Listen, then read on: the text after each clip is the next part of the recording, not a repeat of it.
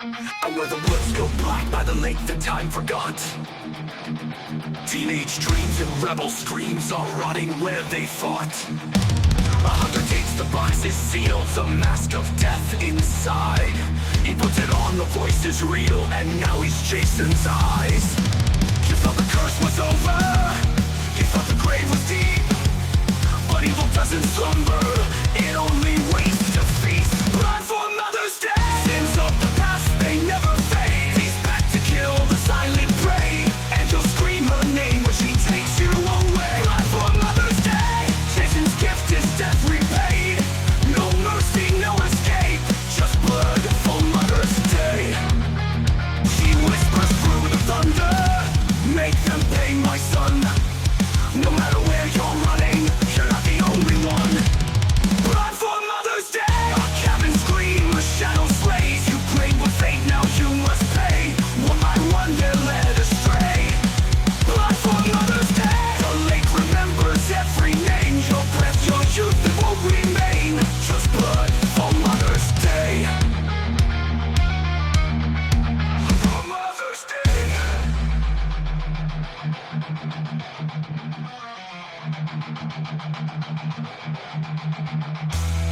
Run, but you can't hide. He's got her love burnt in his mind. The mask is on, the storm is high. This is where you say goodbye. Blood for Mother's Day. Not flowers, cards, or words to say. Just silence, fear, and one last blade. The curse lives on in Jason's name. Blood for Mother's Gorin Scares, everybody. This is William Pattison, known to Friday the 13th fans as Eric Morse, and you are listening to 80s Slasher Librarian's narration of my novel, Friday the 13th Mother's Day. So, enjoy. No. Friday the 13th, Mother's Day. Prologue. The Grave. All alone in the dark woods, a large doe stood nibbling at a row of leafy green plants. Suddenly the animal raised her velvety head and listened, as if to some far-off sound. The deer's soft brown eyes stared off into the trees. Then, after a moment, the graceful animal lowered her head and continued chewing. In the distance a twig snapped. The deer's legs tensed. Her head jerked toward the sound. She wrinkled her wet, dark nose as she tried to sniff out the danger. But apparently the deer didn't hear another noise or smell an intruder, because she relaxed again. Which was a shame, because the deer was right the first time. About 100 yards away, the hunter was moving slowly forward. He lowered his heavy black boots carefully, heel to toe, trying to keep noise to a minimum. The hunter was a tall, sinewy man, with the black beard that covered most of his greasy face. His dark, unfeeling eyes were locked on the deer. The 4 fingers on his right hand were wrapped tightly around the wooden handle of his double-barreled 20-gauge shotgun. The hammer was already cocked. He kept moving forward. Stalking was hard work. Though it was only the beginning of May, the day was hot and humid even in the shade of the woods. The hunter was making tiny wheezing sounds as he breathed in and out through his mouth. To keep the smell of his body from alerting his prey, he was walking straight into the wind. And with this camouflage clothes and cap, he blended in well. He could see the doe clearly now. It was standing in a tiny clearing in the woods, a perfect target. Soon he'd be close enough to blow its head off. If it was illegal to kill a doe, he knew. But hey, it wasn't even hunting season, so what difference did it make what he killed? He could hear the deer eating now, hear it crunching on bushes and twigs. Just a few more steps, and the hunter's black boot struck something hard. Grunting, he sprawled forward, his shotgun flying out of his hand. He ended up face down in the dirt. He lifted his head just in time to see the white behind of the doe, bobbing up and down as it bounced away deep into the woods. Furious, the hunter slammed a hand down against the bed of leaves and brown pine needles covering the forest floor. Then he got to his feet and turned around to see what the devil had tripped him. He stared down in amazement. Sticking straight up out of the ground, right out of the middle of nowhere, was a white stone about 7 inches high. Why, it was as if the stone's only goal in life were to trip him and save that lousy deer. The hunter kicked the stone with all his might. Thanks to his heavy black boots, he didn't hurt his toes, but the stone didn't budge either, and that just made him madder. It took 6 more hard kicks before the hunter's anger began to cool. Then his curiosity took over. Just what was this stone doing here anyway? Abruptly, the hunter smiled, revealing a row of crooked teeth. This stone had been planted here by someone, he now realized, and that meant he was looking at a crude grave marker. And the moment he thought that, an image appeared in his mind. A teenage boy, a bloody knife in his hand, his rotted face hidden behind a white hockey mask. Sure, he'd heard all the legends about Jason Voorhees and the gruesome murders the boy had committed in these parts. But until now, he'd dismissed them all as bunk. In fact, he'd helped to spread the rumors himself. If folks believed there was a death curse on Crystal Lake, it only made the hunter's job easier. It meant the woods would be deserted, and he would be free to do his poaching. But now that he had found this grave, the hunter suddenly felt very excited. Just think, maybe he'd stumbled on a souvenir of Jason's old murders. Who knew how much that'd be worth? The tall man dropped to his knees. He drew his long hunting knife out of its sheath and slammed the silver blade into the soft earth and began to dig. After a few minutes, he tossed the knife aside and started scrabbling in the dirt with his bare hands. Soon his fingers touched something smooth and wet and gray. When he cleared more dirt aside, he realized what he had found. It was an old cardboard box about 12 by 12 inches from the looks of it. He dug down deeper until he was able to lift the entire box from the ground. It was surprisingly heavy. Gently, the hunter lifted the box's soggy cardboard lid, and then he looked inside. His heart seemed to stop. His jaw dropped and his eyes bulged. He looked inside the box for only a moment. Then his legs started moving as if by themselves, carrying him backwards so fast that he fell, landing hard on his back. It was almost a minute before he was able to stop screaming.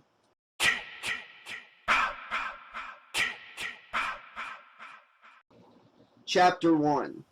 Carly.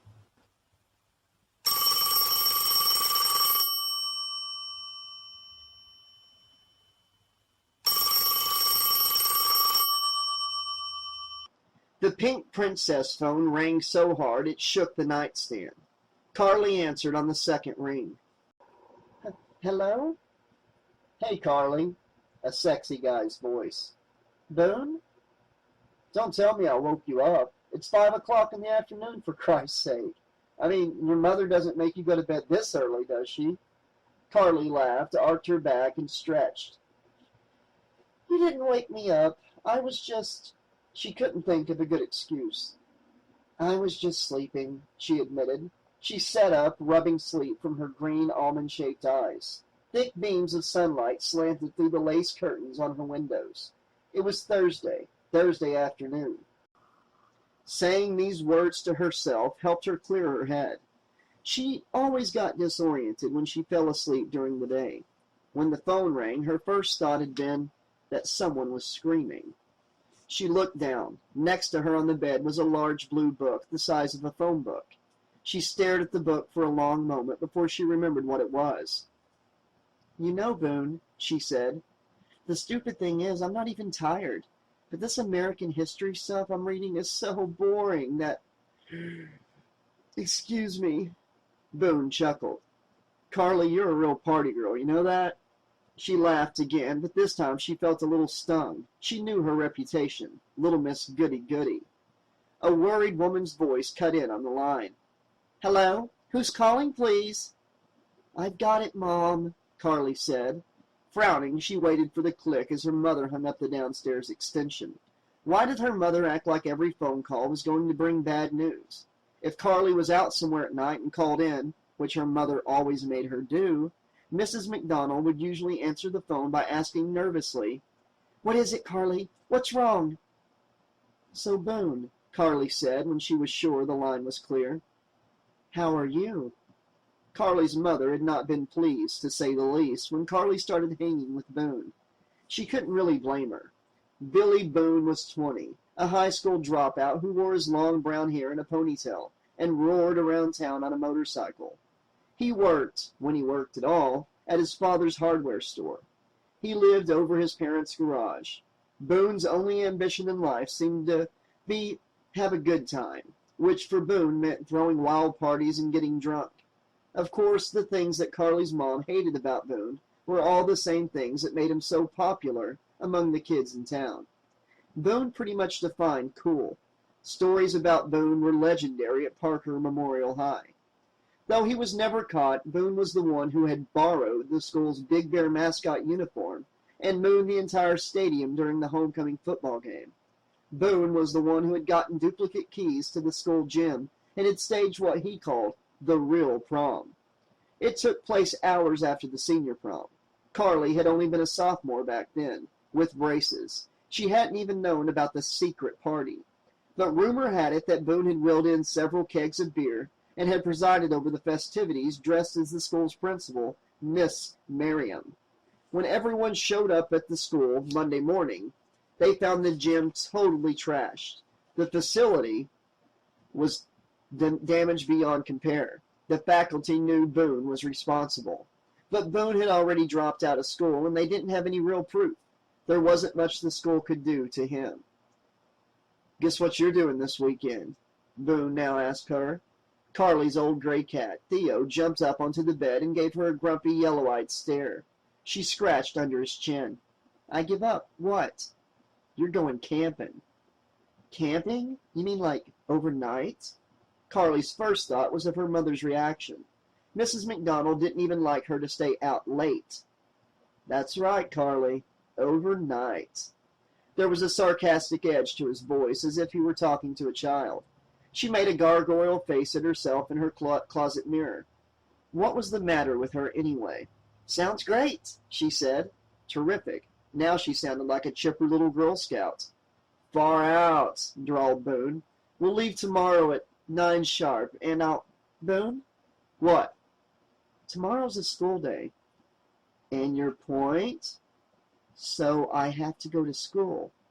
There was a puzzled silence. "Why?" he asked finally. Then he cackled. "All right, so we'll leave at 4 o'clock, as soon as you get out of school." The way he said it, he made it sound like something only 2-year-olds would bother with. "It's about a 2.5-hour drive, so we'll—" 2.5 hours? "Carly, Boone said. He added a mock sigh. "Look out your window. Do you see campgrounds? Do you see a huge, beautiful lake? Do you see thick green woods? In other words, do you see a spot where we can do whatever we want without anyone around to bother us? No, you don't. You see boring, old Newkirk, Massachusetts. That's why we have to drive north a little bit. It's this amazingly beautiful campground, Crystal Lake." Carly was already sure she wanted to go, but how would she get permission? That was the thing. Her mother. "What are you going to do around here anyway?" he pressed. He answered his own question. "You're going to do nothing. That's what. I mean, what is there to do in Newkirk? This town is dead, Carly. It's dead." It was true. Newkirk was a small but well-off town about 40 minutes outside of Boston. It was a commuter town. Basically, that seemed to mean it was a place for grown-ups to sleep when they got home from work. As a result, on weekends in Newkirk, there never seemed to be anything for anyone to do. Kids all went to the movies, hung out at the mall, got drunk, did drugs if they could get them, and generally got into trouble. Every Monday at school, there were guys bragging about how they had puked their guts out over the weekend. Every month or so, some kid cracked up his car. Dumb, boring. "Who else is going?" she asked. Boone didn't answer right away. Whoops, thought Carly. Could it be that Boone was suggesting a trip for just the two of them? The thought thrilled her, though she knew the chances of her mother agreeing to that were less than 0. She picked up her pink phone and started pacing around the room. It was amazing how fast life could change. Up until about 4 months ago, Boone had never even looked at Carly. She didn't think he even knew she existed. Then she made the girls' varsity basketball team at school. The team's captain was Kelly Boone. this really great tomboy of a girl, who also happened to be Boone's younger sister. Carly started spending time at Kelly's house, tutoring her in calculus, for free just as a favor. Then one night they were in the kitchen when Boone walked in from the garage wearing only a pair of jockey shorts. He didn't seem to care if they saw him. He just stood there half naked eating a slice of cold pizza, guzzling soda from the bottle and joking with Kelly. After mumbling a hello when Kelly introduced him, he didn't talk to Carly much. But 2 days later he called Carly and invited her to come over, hang out and listen to his rock band, the Rotting Corpses, while they practiced. Since then he'd called her pretty regularly, taken her for a ride on his motorcycle, she hadn't told her mom about that, and invited her to several of his famous parties. She had had to assure her mother more than once that she was not dating Boone. Unfortunately, this was the truth. As much time as they'd spend together, Carly always got the distinct feeling that her mother had nothing to worry about between her and Boone. Yes, they had these long talks sometimes, but Boone never made a pass. At his parties, he always seemed to have some bimbo around for that purpose. According to Carly's friend Suzanne, Boone didn't try anything because Carly gave off these straight-A, always-do-the-right-thing vibes, and that was a turnoff for guys. She had wanted to brain Suzanne for saying it, but she suspected she was correct. "Who else is going?" Boone repeated. "Well, let's see. A whole bunch of cool people. I'm telling you, Carly, this is going to be the ultimate bash of the century. All thanks to the genius of your very own party guru, Billy Boone." "Will I know anyone else?" Carly was speaking from experience. She had learned that when Boone went off somewhere with one of his babes, his parties could be pretty lonely for her. "You'll know me," he said. "Besides you, silly." "Well, the major bummer is that Kelly's got this wicked sore throat, so she's out. But who else?" He made his voice casual. Monique?" Carly's heart sank like a big rock in a deep lake. Monique was a transfer student from Paris. With her long, wavy, strawberry blonde hair, she had all the guys drooling. She definitely sent off the other kind of vibes, the "I'll do something really bad, all you have to do is ask me" vibes. "Monique Dufay?" asked Carly. "Dufay," Boone said. "Yeah, that's the one." Carly felt her face flush red and warm. Lucky thing this wasn't a video phone, and here she'd been thinking. "Boone," she said carefully to keep the disappointment out of her voice. "You really are amazing, you know that? How did you pick up Monique already? She's only been here, what, 1 semester?" "Who said I picked her up? She's just going camping with us." "But I didn't even know you knew her. How did you meet her?"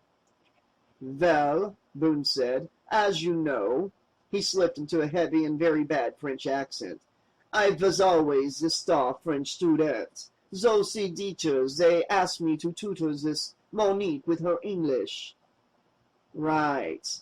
Boone had been kicked out of French class almost every other day. "I met her at the pizza shop, sue me," Boone said, dropping the accent. "Hey," he added suddenly, "guess who else is coming?" "Who?" Boone didn't answer. She could almost see him grinning as he teased her. Then she heard him chuckle. "Who?" she repeated, her curiosity piqued. "Paul Sexton." Carly stopped pacing abruptly. "Come on, Boone, seriously?"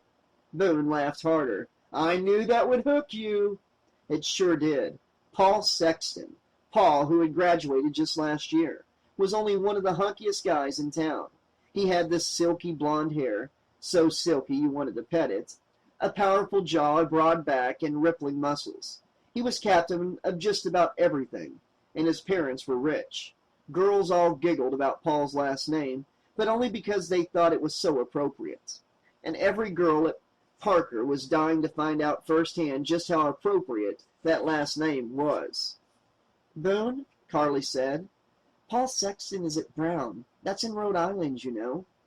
"Thanks for the information. It just so happens Paul and his freshman roommate are coming to this party. They're driving here tomorrow morning, and then we're all going up together." Carly couldn't help it. The thought of going camping in the woods with Paul Sexton made her feel a little faint. It made up for Boone's bringing along Monique in a big way. Carly studied herself in the mirror. Her awkward phase had certainly passed. She was wearing baggy shorts and an old maroon Harvard t-shirt that she and Suzanne had picked up once on a day trip into Cambridge. Not flattering clothing, but still her lanky and angular body showed through and looked good. With her short dark hair and her long thin neck, Carly had been getting plenty of stares lately. But Paul Sexton? Could she interest Paul Sexton? She tried to keep her voice sounding calm as she asked, "And who else is going?" "Oh, right, like you care." "I care. If I'm going to get permission from my mom, which I doubt, I'll have to tell her everyone that's Kyle and Suzanne. Carly grinned. Kyle and Suzanne spent so much time together, you never heard people say just one of their names. It was always Kyle and Suzanne, like it was one word or something. She was sort of hating Suzanne lately for spending so much time with Kyle that she never saw her, and for spacing out and forgetting whenever they made plans to get together. Still, she was glad Suzanne would be coming along. "So, what do you say, Carly?" Boone asked. The truth was, Carly was already set on going, but she didn't feel like admitting it just yet. "I don't even know how to swim," she said. "I'll teach you." "Oh, right." "I will. Easy. I have this special instructional system that gets incredibly fast results. I throw you in the lake, you either learn to swim or you drown." "Oh, very funny." Carly twirled the long pink phone cord. There was a thump as Theo jumped down onto the fluffy white shag carpet and started lunging after the moving cord like a little tiger. "Listen, Carly, can I say something? You don't swim, you don't drive. If your mother had her way, you'd never get out of that house. That's another reason you've got to come on this trip. You've got to learn to live a little." Carly blushed. Boone was right. She glanced around the room, reddening even more as she saw the room through Boone's eyes. It looked like the room of a 5-year-old, not a teenager. Everything was white or pink, and almost everything had a lace trim. The dust ruffle on her bed, the canopy above the 4-poster, the window curtains, even her dictionary stand. Her mother had sewn it all. Well, thought Carly, she shouldn't hold it against her mom that she doted on her. A lot of Carly's friends wished their mothers would pay them some attention. Besides, Carly was an only child. Her father had died in a car accident when Carly was just 2. Her mother had been alone ever since. She had a right to be nervous about Carly's health and well-being. "Carly, you gotta come," Boone said. "I promised Paul you'd be there. That's like the only reason he's going." "Billy Boone, you are such a liar." "I'm not." Her heart started pounding. Look at me, she thought. A minute ago she couldn't keep her eyes open. Now she was getting so excited about this trip, she wondered if she'd be able to sleep tonight. "So?" Boone asked. "I'm tired of trying to convince you. What about it? Are you in, or are you out?" "I don't know," Carly said. "Sunday is Mother's Day. My mom and I usually do something special together." "Oh, geez." Boone sounded truly disgusted. "Look, I promise we'll be back Sunday night, okay? You can be with her then." Carly felt her heart flutter. She had no excuses left, and that meant she was a goner. "Okay," she said, grinning. "I guess I'm in." Boone whooped. "But," Carly added quickly, "I don't know how I'm going to get permission. I really don't." "I'll take care of it." "How?" "I'll give your mom a call." "Oh, that'll really help," said Carly, rolling her eyes. "Trust me," Boone said. Carly sighed. The fact was, she did trust him. Anyway, there was no turning back now. Boone must have sensed her mood because he said, "Carly, you won't regret this. I promise you, right now, you're going to have the time of your life."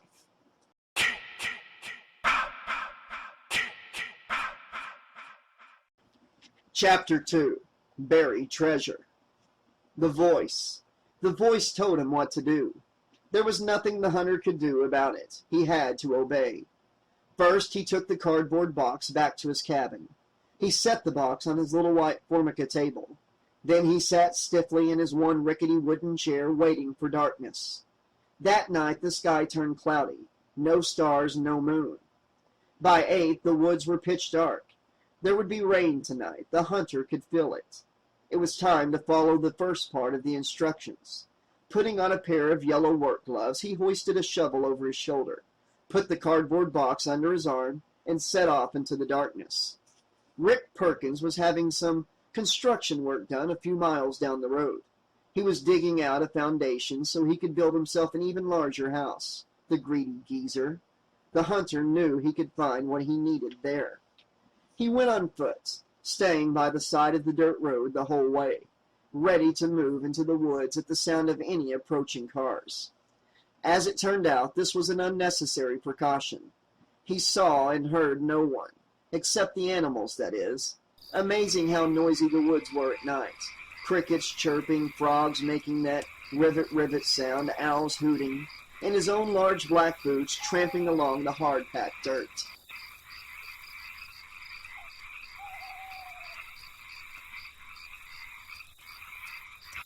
It took about an hour to reach the construction site itself. There stood the huge yellow backhoe, its dirty metal shovel hanging down like a giant arm. The supervisor's shed was padlocked, but the hunter was prepared for this little problem.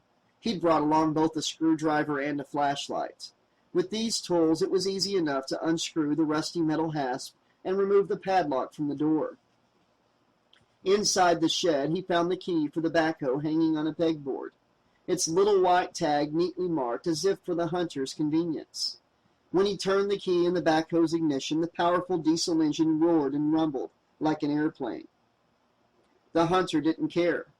The walk here had convinced him that there was no one around for miles, no one to see and no one to hear. He was able to drive all the way up the side on backcountry roads. The cardboard box sat on the seat beside him, jouncing up and down on the black leather seat. The hunter felt powerful sitting behind the wheel of the huge machine. The engine throbbed.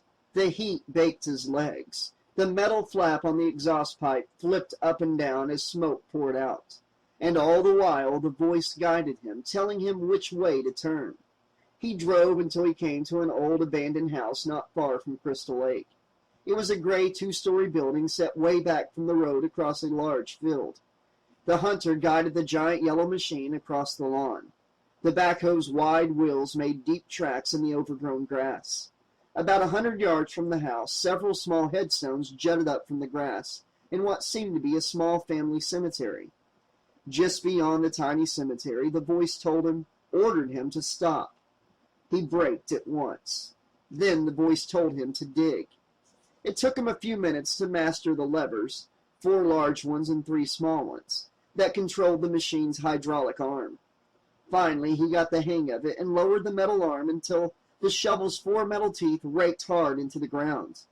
It was a mild night, but digging was hard work, even with the help of the machine.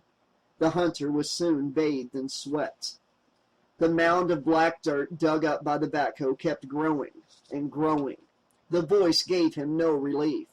There was no stopping, no pausing to rest. He had to dig deeper and deeper. Around midnight, the threatening skies finally broke. Streaks of lightning briefly lit up the lawn, revealing the eerie scene. The hunter and his machine digging and digging. Then came the rain, sheets of it, screaming down. That voice issued a new order. The hunter parked the backhoe by the edge of what was now a very deep hole. He retrieved his shovel from the cab floor and in the frenzy of the rainstorm started climbing down into the pit. The rain was rapidly turning his hole into a muddy gorge. He slipped and slid most of the way down. When he reached the bottom of the pit, he began digging hard. Though he was tired, he kept up a steady rhythm, the black, smelly dirt flying over his shoulder again and again. The rain made each shovel load twice as heavy, but he didn't slow down. He didn't stop. His clothes were soon drenched. His camouflage shirt was plastered to his skin. Rain drummed on the cardboard visor of his cap. He had no idea how deep he had dug. The night was so dark that when he looked up into the rainstorm, he couldn't tell where the hole ended and the sky began. Maybe he was burying himself alive. Maybe he would drown. It didn't matter. He had no choice. He had to follow orders. As he dug down even deeper, he began to hear the strangest sounds. At first, the sounds were faint, but they soon grew louder. He wouldn't quite make them out. They sounded like distant screams. Then the air turned foul. It smelled like rotten eggs, except with a sting to it that burned into the cartilage of his nose and beyond. There seemed to be a vapor rising up around the heavy black boots, a thick yellowish mist that wound itself around his legs like a living thing. And then there was the snake. It oozed through the muddy water around his feet. He felt it sliding up his pant leg, felt its leathery skin rubbing against his own. He must be seeing things, feeling things, he told himself. He kept digging. The shovel slipped out of his grasp, and when he bent down to pick it up, he saw that the wet ground was moving. He looked closer.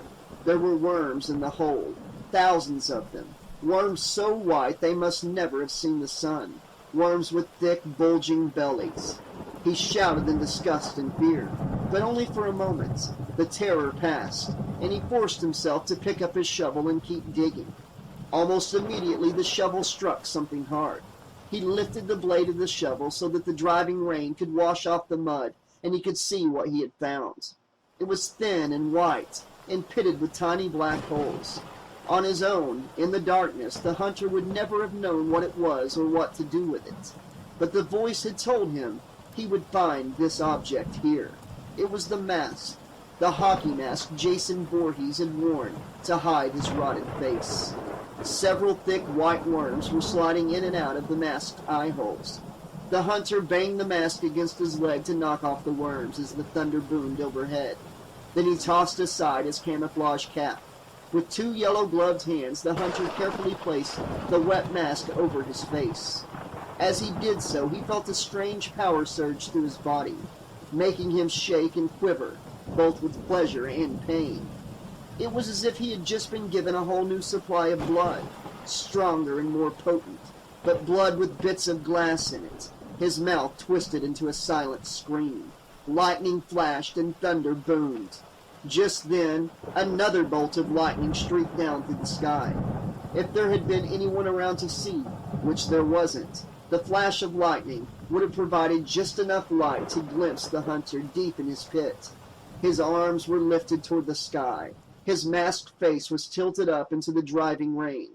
Behind the mask's small round eye holes, the hunter's dark eyes gleamed hatefully. The fun was about to begin.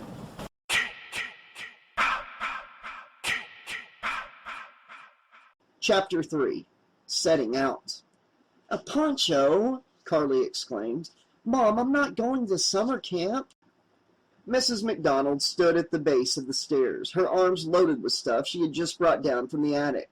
"Well, I wish you were going to camp," she said. "I'd feel a lot safer about the whole thing." She carried her load of clothes to the foyer where Carly's suitcase, already stuffed, sat waiting. "Mom," Carly said, "I'm going away for 2 nights. That's it, 2 nights. "Well, it's good to be prepared," Mrs. McDonald grunted as she kneeled down and started stuffing a second canvas carryall. Carly found herself looking down at the top of her mother's head. Mrs. McDonald had dyed blonde hair, a recent experiment she'd been egged on by Carly, and totally gray roots. Carly felt a knife twist of pity. Her mother was getting older. Carly glanced at her pink and black Swatch watch. 4:30. The latest word from Boone was that Paul Sexton, and his roommate, Albert somebody or other, were going to pick her up and drive her over to Kyle's. They'd all leave from there. How Boone had gotten permission from her mother, she had no idea. She was afraid to ask, for fear Mrs. McDonald would change her mind. "Don't forget to call when you get there," Mrs. McDonald said, struggling with the suitcase zipper. "Mom," Carly said, "we're just going camping. And, there's probably not any phones in the trees." "Very funny." Mrs. McDonald gave her a limp half-smile. "Mom, I'll be fine." "I just pray you're right." Carly sighed. A car honked. She turned fast. Through the front door's lace curtain, she could see a red Porsche convertible idling in front. Her heartbeat increased instantly. "Okay, Mom," she said, trying to cover up how happy she was to be leaving. I gotta go. Let me get you some fruit, and I've got egg salad, and I... Carly hugged her mother, partly as a way of cutting her off, and kissed her cheek. Her mother hugged her back hard. I've gotta go, Carly said gently. She could have predicted her mother's last words. They were the words she used even when Carly went no further than the movies. Be careful, Mrs. McDonald said. Carly felt like a true dork going down the walk carrying 2 big bags, like she was going on a month's trip or something. A tall, rugged blonde guy with soft, silky hair jumped out of the driver's side of the car and hurried to take her bags from her. Carly, right? Tongue-tied, she nodded dumbly. She knew her mother was watching from the window, which made her feel even more embarrassed. I'm Paul Sexton, said the incredibly handsome teenager, as if she didn't know who he was, as if anyone didn't know. He hefted the bags easily as they walked towards the car. You like to travel light, huh? He joked. For the first time, she noticed a large, bespectacled face ogling her from the rear window of the Porsche. Her first impression was that Paul had a huge poodle in the back seat. Carly, Paul said as they got in, this is Albert Harris. Albert Carly. Carly, Albert. Albert Carly. Carly, Albert. Carly found herself giggling like this was the world's funniest joke. Albert was a chubby guy. The word fat came instantly to mind, with curly black hair and a nervous stare. He stuck his hand in between the leather bucket seats. His hand was flabby and clammy. Great to meet you, he gushed. He didn't let go of her hand. Do you like movies? Have you seen Jurassic Park the whole weekend? Ease up, big fella. Carly giggled again, only this time she regretted it immediately, because she could see how hurt Albert was. Then Paul grinned at her and everything else went out of her mind. It was a knowing grin, like the two of them shared some big secret. He flicked on the radio and Mariah Carey started belting out a hot love song that pulsed through the small car. Sex is already in the air, thought Carly, with a tense thrill. Mariah was just saying it all out loud.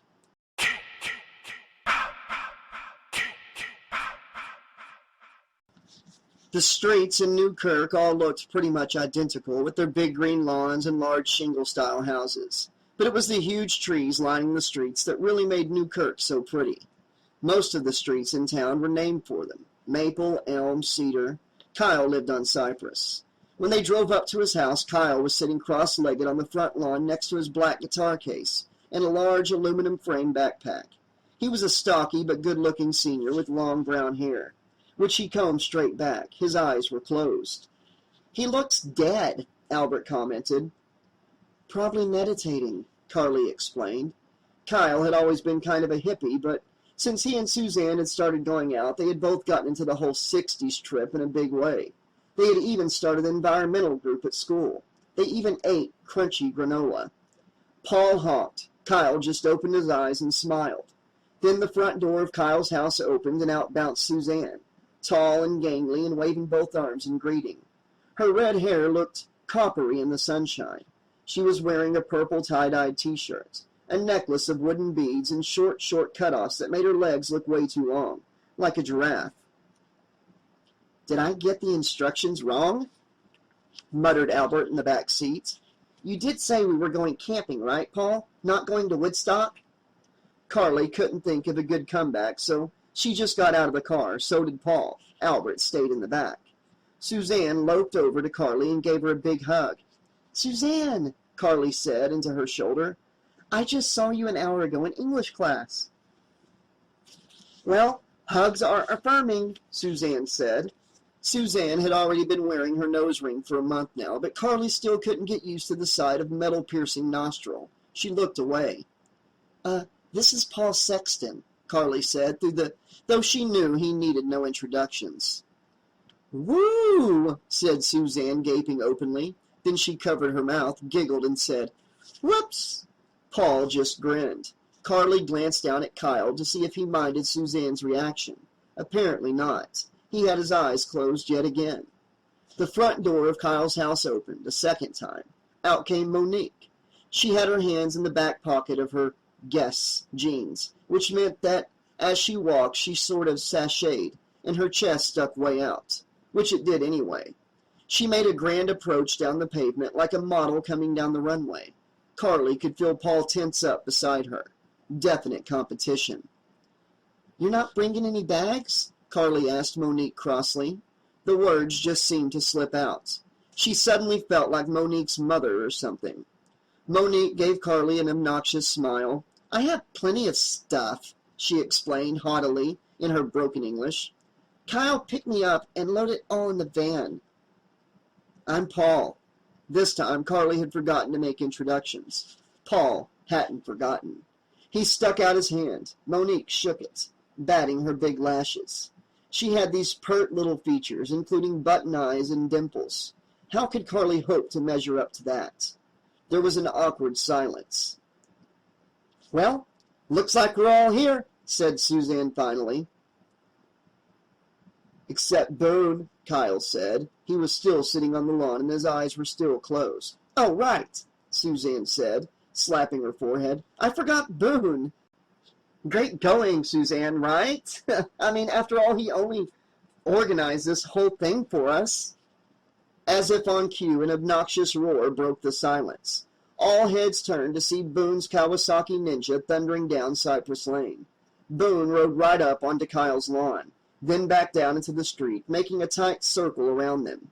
He dismounted like a cowboy getting off a horse after pulling off a prize-winning stunt in a rodeo.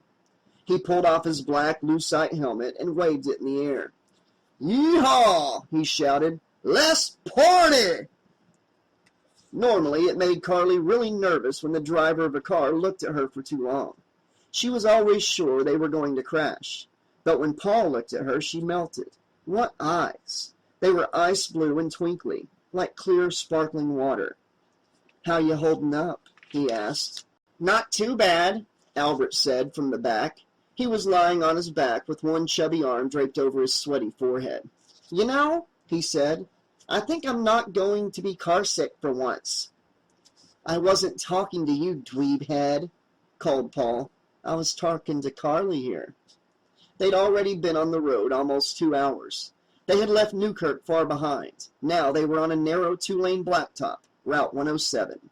They sure made a strange caravan, thought Carly. Boone and Monique were leading the way on Boone's huge motorcycle. Paul's sleek red car came second, and in last place was this old beat-up Volkswagen van with psychedelic graffiti spray-painted all over it, Kyle and Suzanne. Paul reached down to shift gears, which meant that in the cramped convertible, he practically put his hand on Carly's bare left knee. "Sorry," he told her, flashing that sexy grin of his. No problem," Carly said. The truth was, she wouldn't mind if he tried to shift her knee into gear. She could feel herself making goo-goo eyes at him like a puppy. Easy, Carly, she warned herself. If she kept going at this rate, by Sunday she'd be lying at his feet.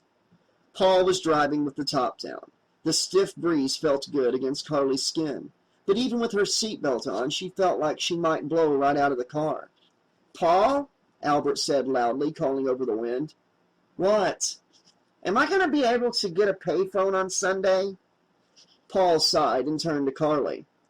"Albert's worried that he won't be able to call his mom for Mother's Day," he explained. "He's been bugging me about it for 2 days." "Oh, that's sweet," Carly called, smiling back at Albert. Albert grinned briefly, then frowned again. "Just promise me that I'm going to be able to get to a payphone." "Yes, Albert," Paul said. "For the millionth time, yes. I mean, where do you think we're going anyway? The jungle? This is Crystal Lake, man. That's part of New England, just like your hometown of Providence." Albert sat up and looked out the window. "Providence doesn't have woods on either side of the road," he whined. "Providence isn't filled with poison ivy and wild bears." "Albert's not what you'd call the outdoorsy type," Paul explained to Carly. "He's more of what you might call a wuss. He doesn't even know how to drive." Carly smiled at Albert again. "I've got the same problem," she said. "I mean, I got my license and everything, but my mom always gets so worried when I went out driving someplace that I just stopped driving. And now I'm out of practice and too scared to try." Albert stuck out his hand. "Join the club, Cowards Anonymous." She shook his hand and laughed. Albert was really growing on her. His hand was still clammy, though. "Are you scared of water?" Albert asked. What? He cupped his hand to his mouth. Are you scared of water? Petrified. Skin cancer? I have nightmares every night. Wow, said Albert. We're soulmates. When Carly turned back in her seat, Paul's handsome, rugged features were tensed up in a frown. Could it be that he minded when she talked to Albert? The possibility excited her so much that now her own hands started feeling clammy. Then Albert called weakly, Paul? What? On second thought, I think I am going to be sick. Next rest stop, you see, could we pull over? Carly pointed up ahead. Looks like Boone read your mind, Albert. He's turning in. She stuck her hand through the open roof to signal Kyle and Suzanne. Of course, it would be kind of hard for them to miss that they were turning, since they were the only cars on the road. Then again, those two were so laid back, Carly figured she should send up flares. Paul slowed down and turned onto a dirt road leading from the highway, and Carly got her first glimpse of the rest stop. Some rest stop. Two ancient-looking pumps, a little gray shack, and a weather-beaten sign, Ned's Gas. The place looked totally deserted, but at least there was a payphone. Carly felt in her pocket for change. She could call her mom after all. And then maybe, just maybe, she could convince her mother that there was no need to worry.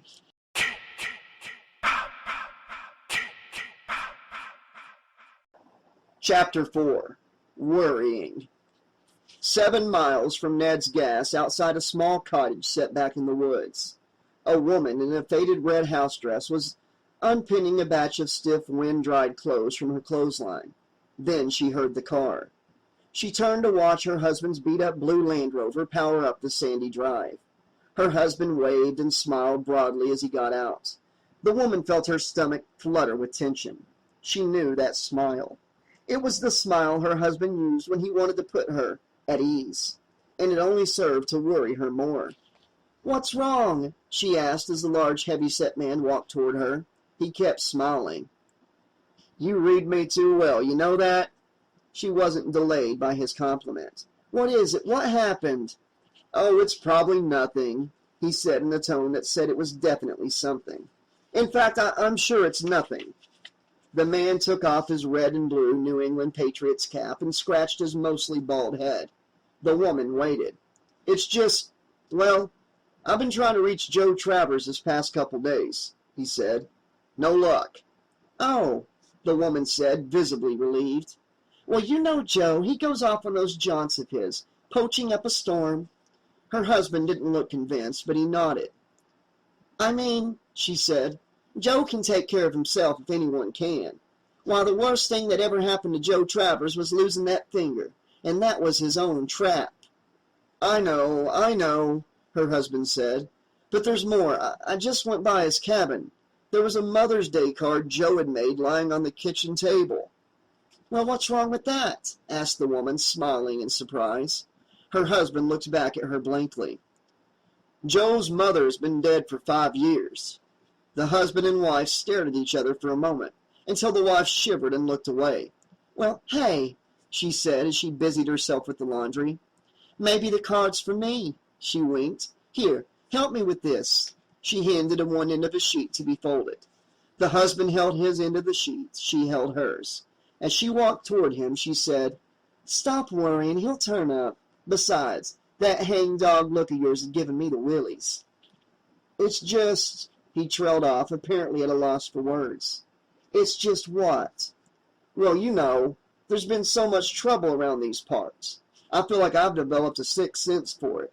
And," he smiled nervously as if aware that what he was about to say was going to sound silly, "it's gotten so I can feel it, you know? When it's coming, I can feel it in the air." "That's ridiculous," said the woman. But of course she didn't think it was ridiculous at all. She knew exactly what her husband meant, and she'd been feeling the same way all day. Something was worrying her, had been since she woke up.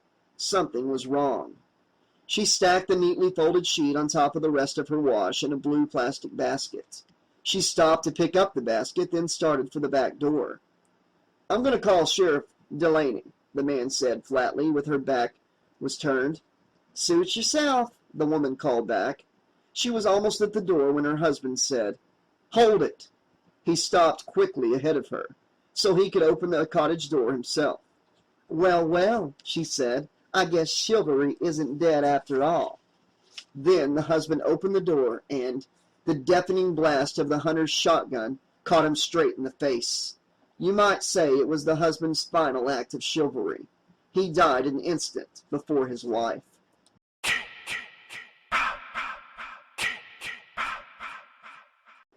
Chapter 5.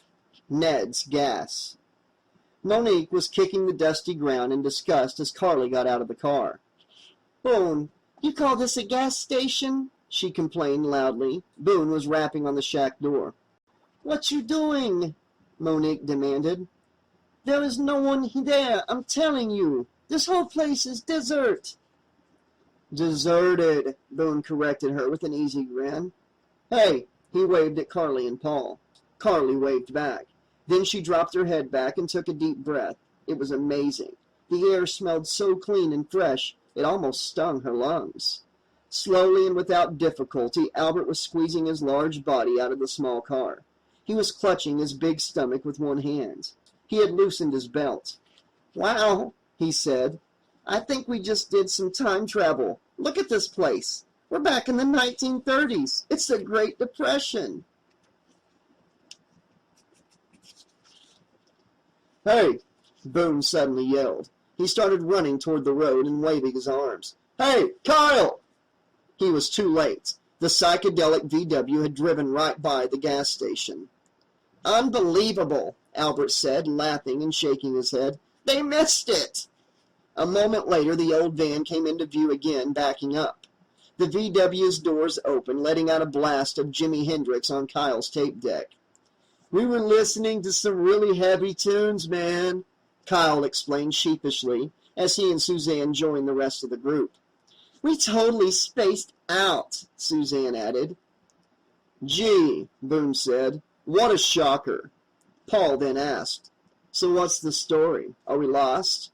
"We're fine," Boone said. "In fact, we could walk to the campsite from here. Monique just wanted us to stop so she could use the John." "Except there is none," Monique said, pouting and showing off her full red lips. "Are you kidding?" Boone spun around, gesturing with his long arms. "Monique, look around you. Nothing but woods. Nothing for miles." Carly smiled. She had never seen Boone looking so happy. In Newkirk, he always looked like he was brooding about something, even whenever he was partying. Out here, he seemed totally free. "I'm serious," he went on. "We're in the wilds now. You can go to the bathroom anywhere you like. Go ahead. We won't peek." "Boone's right," Kyle said thoughtfully. "I mean, after all, what are we really? We're just part of nature, right? Part of the food chain." "That's comforting," said Albert. Monique was jabbing Boone in the ribs. "You are disgusting," she told him. "Listen," Albert told Boone. "If we're not lost, I think we should hurry up and get to the campgrounds, don't you? I mean, don't we need to set up and everything before it gets really dark?" Boone draped a long arm around Albert's round shoulders. "Albert," he said in a mock fatherly tone, "let me explain something to you, okay? We're all here to party and chill and have a good time. Do yourself a favor. Don't worry so much." Everyone started laughing. Carly held back. She didn't want this trip to turn into pick on Albert time. "Guys, I'm telling you," Boone said, "this time I've outdone myself.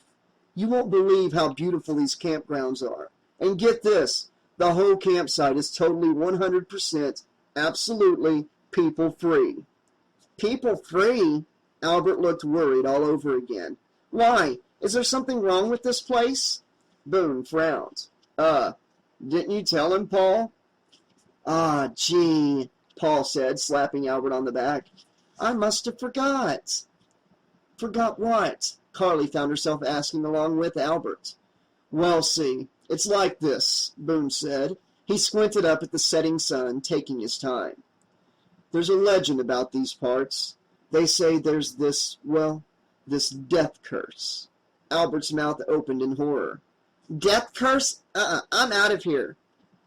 Oh, please, Carly scoffed. There is no such thing as a death curse. Still, she felt a tingle of fear race down her spine. Yes, Albert, can't you tell he's teasing? Monique added. Don't be such baby. Monique looked pretty scared herself. That's right, Paul said. There's nothing to be afraid of. Unless... He paused dramatically.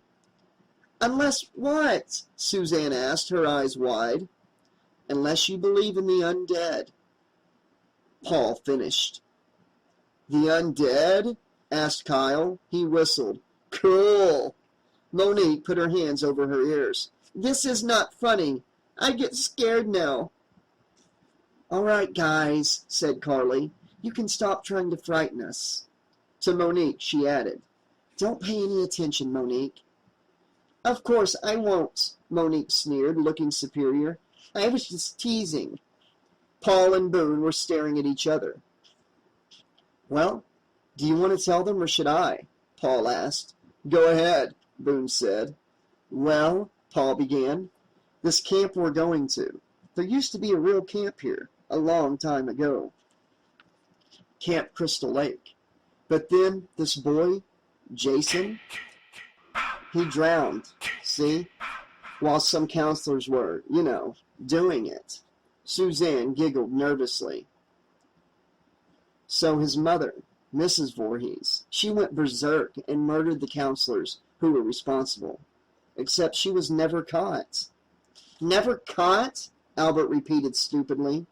Paul ignored him. But the deaths kind of put a crimp in the camp schedule. So they closed the place down. But then, said Boone, picking up the story smoothly, as all head turned to watch him.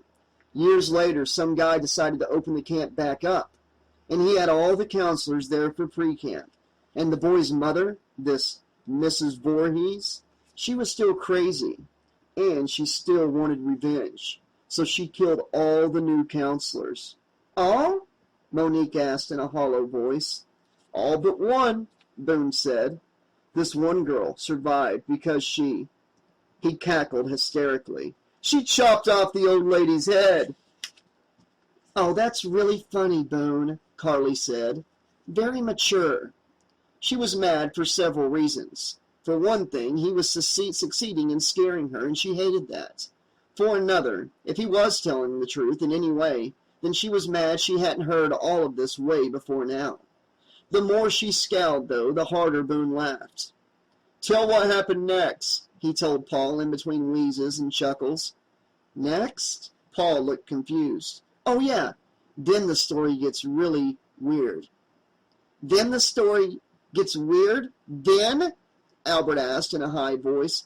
Up till now it was what? Normal?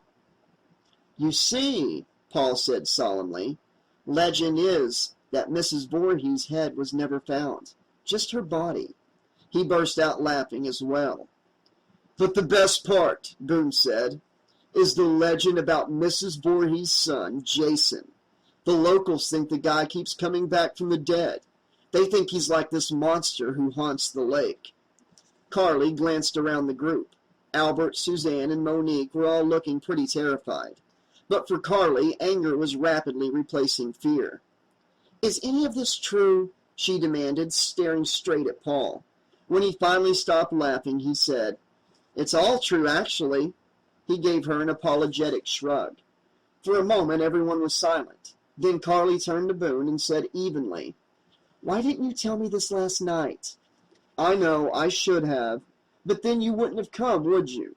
And the thing is, the place is perfectly safe now. I mean, that's why it's such a great party spot. No one ever comes out here, ever. They're too spooked. And all this happened years ago, guys, Paul added. So much for trusting Boone, thought Carly. She sighed. Well, there was no going back now. She would have to make the best of it. And then something happened that took the sting right out of the whole situation. Paul put his arm around her waist. Don't worry, he said. I wouldn't be here if I didn't think it was safe. And if anything happens, I'll protect you. The feel of his hand pressing through her shirt was electric. Monique started punching Boone's arm. I kill you, she said. Boone held up his hands as if to defend himself. Oh no, he said. Here we go. It's the death curse. Everyone started laughing, which helped release the tension. Then Kyle started howling like a wolf, which made everyone laugh harder. The group's laughter grew and grew until Paul said, Hey! He didn't say it loudly, but the urgency in his voice frightened Carly all over again. She turned fast to look at Paul. The look on his face made her heart start to pound. The way Paul was staring, it looked as if he were watching something right behind her. Someone's coming, he said.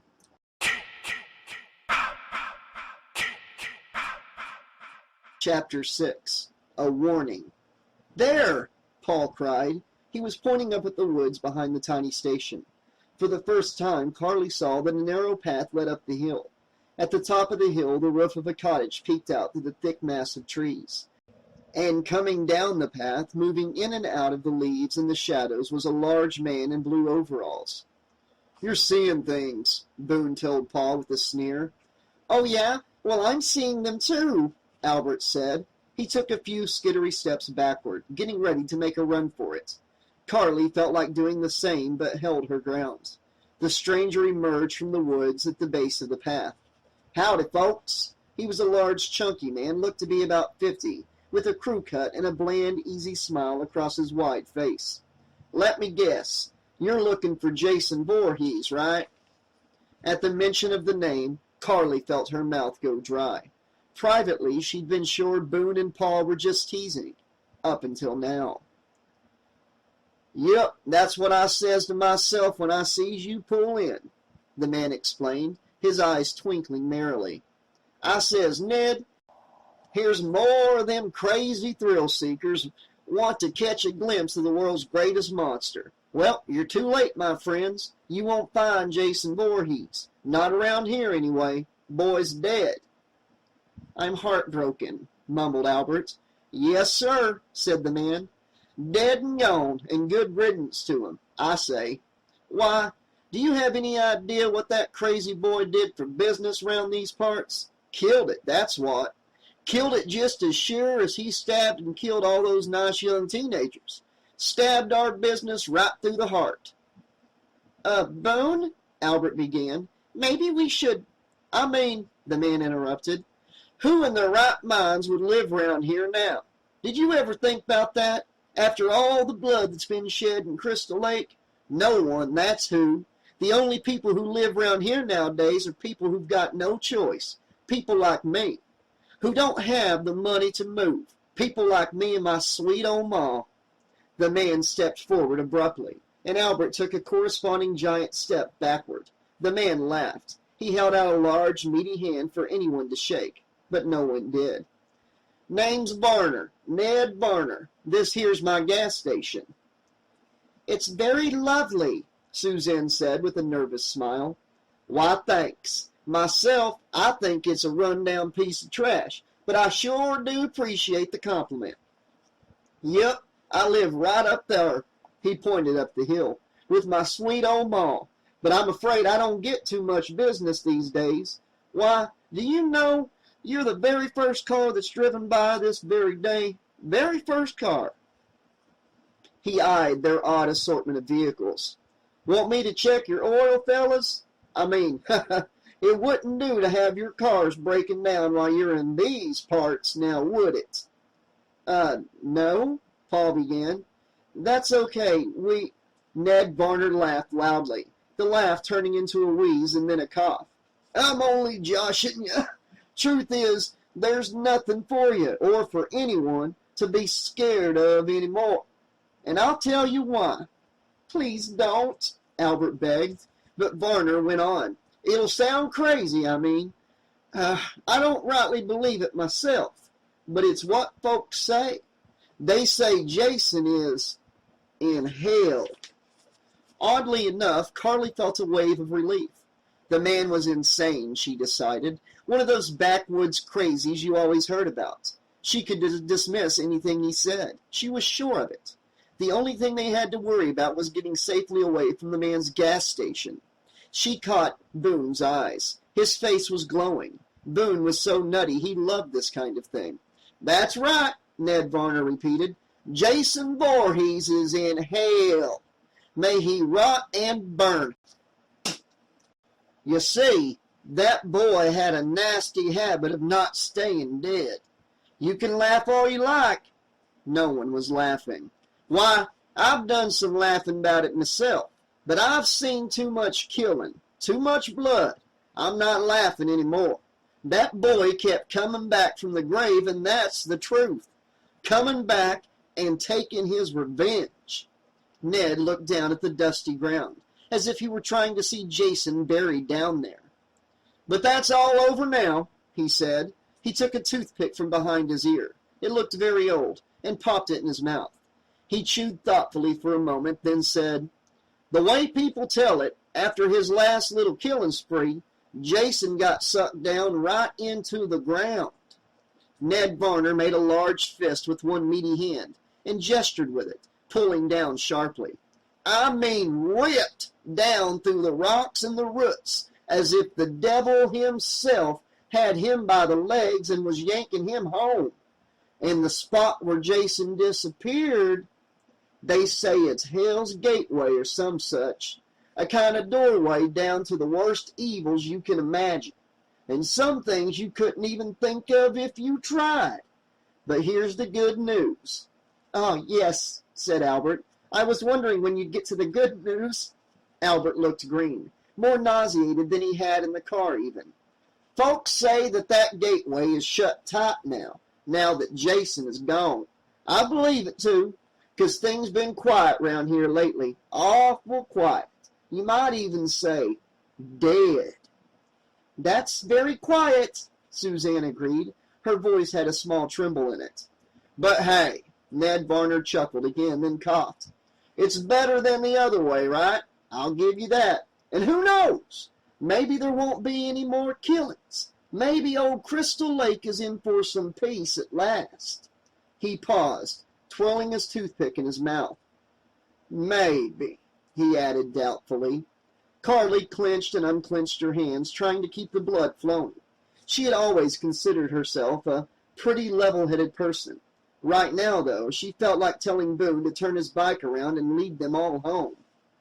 "Course," said Varner, "if you want my opinion, there's evil in the air all around the lake. If you live here too long, it gets in your blood. It gets you thinking bad things." He squinted, tilting his head to one side. "Know what I mean?" "Oh, yeah, sure thing," Paul said to Ned with a mocking tone. "Tell me something. How many times have you yourself actually seen this Jason?" "How many times have I seen him?" Ned echoed, still grinning that idiotic grin of his. "I haven't ever seen him. Haven't had the privilege. Course, if I had seen him, I'd probably be dead now, wouldn't I?" "I'm going home," Albert said. The man in the overalls threw back his head and laughed. "I don't blame you, son." "Boone," Suzanne said quickly, "you wanted to get directions to the campsite, right?" "What?" asked Boone. "Oh, yeah. We're going to do some camping at the Crystal Lake campgrounds."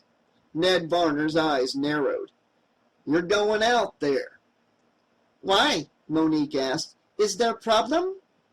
"Well," Ned said, "there's such a thing as pushing your luck. Know what I mean? Here's a little warning. Don't go near the place. Demons, ghosts, that kind of thing, you know?" Kyle clapped his hands together. "Far out." Last year, Paul Sexton had been All-American in wrestling. Now he crossed his arms across his broad chest so that his muscles bulged. Under the circumstances, Carly was awfully glad she was standing next to him. He stepped forward with an air of taking charge. "Actually, sir," Paul said, giving the man a little smile, "we just need a bathroom and maybe some cold cokes if you sell them. We don't need you to try to scare us, if it's all the same to you, okay?" Ned's smile never wavered. He said, "Son, you're absolutely right. My sweet old ma is always telling me the same thing. Says I drive away the little business we still get by talking about the murders. Here, let me open up the store." As if to wash away all the scary things they had just heard, Paul bought a round of Cokes for the whole group. They were the old-fashioned glass bottle kind that Carly loved. After taking their money and making change, Ned Varner sat inside the shack and didn't bother them any more. Apparently, Paul had put him in his place. But Carly could see the old man through the shack window, and she didn't like the way he kept grinning. Turned out, there was a bathroom after all. Monique complained a lot, saying it wasn't clean enough for her, but she went. Paul sat on the small wooden porch of the gas station, drinking his Coke. Carly dared to sit next to him. Was it her imagination, or did he move over slightly so that their bare legs were just touching? She could feel the curly blonde hairs on his leg tickling her skin. Albert spent the whole time on the payphone. "I had to lie to my mother," he told the group when he returned. He was frowning and sweating, like this was the first time he had lied to his mom in his entire life. Carly felt a wave of sympathy for him. She knew just how he felt. She still felt guilty that she hadn't told her mother about riding on Boone's motorcycle. But how could she? Mrs. McDonald was almost as scared of motorcycles as she was of cancer and serial killers. "What was the lie?" Paul asked. "I didn't tell her any of the stuff about the death curse," said Albert. "Smart move," Paul told him. He took an endless swig, draining the last of his soda, and stood up. Everyone stood up as well. Carly sensed that Paul had now become a sort of co-leader of their outing, along with Boone. Maybe it was because he had told off Ned Varner. Whatever the reason, it only made Carly's crush on him grow even stronger. Boone was right. The campgrounds turned out to be 10 minutes away. They drove on dirt roads now, winding through thick woods. The road got narrower and narrower as they went deep into no man's land. Then Carly spotted an old wooden sign by the side of the road, one of those rustic signs with the letters carved right into the wood. "Welcome to Camp Crystal Lake." From the way the sign was overgrown with plants and bushes and weeds, it didn't look like too many campers had been welcomed here for a long time. They drove into a clearing of thick overgrown grass. In front of them was a horseshoe of large wooden cabins. The cabins were old, weather-beaten. It had rained here recently. The surrounding woods looked dense and dark and sodden.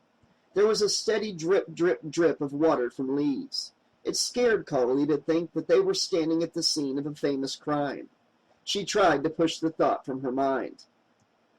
"This is fantastic," Kyle gushed as he hopped out of his car. "We have this whole place to ourselves?" Suzanne asked. "Wow!" Those two. They had probably already forgotten all about the killings, Carly thought. "You haven't seen the half of it," Boone said proudly, as they started to unload their backpacks, bags, and supplies from the bike and two cars. "The camp goes on and on. There are all these other cabins farther back in the woods." "It's nice," Carly said, lying. She smiled at Boone. She couldn't stay mad at him for long. Boone yodeled, his voice echoing in the woods. "We're gonna have a blast!" "Could someone remind me what poison ivy looks like?" Albert asked. He was bending over to study the grass. "It's airborne," Paul told him. "If you don't want to get it, stop breathing." "So what we do now?" Monique asked with that little pout of hers. "Step 1, Boone said, raising a finger in the air. "We pick cabins. Settle in. Step 2, I give you a guided tour of Boone's amazing camp and party center. Step 3, a campfire and a cookout complete with..." He pulled out a red and white cooler he had loaded into Kyle's van. "Brewski!" There were cheers. Paul, which cabin should we take?" It was Albert. He was holding Paul's elbow. "Listen, Al," Paul said, pulling his arm free. "I kind of want my privacy, Commune with nature.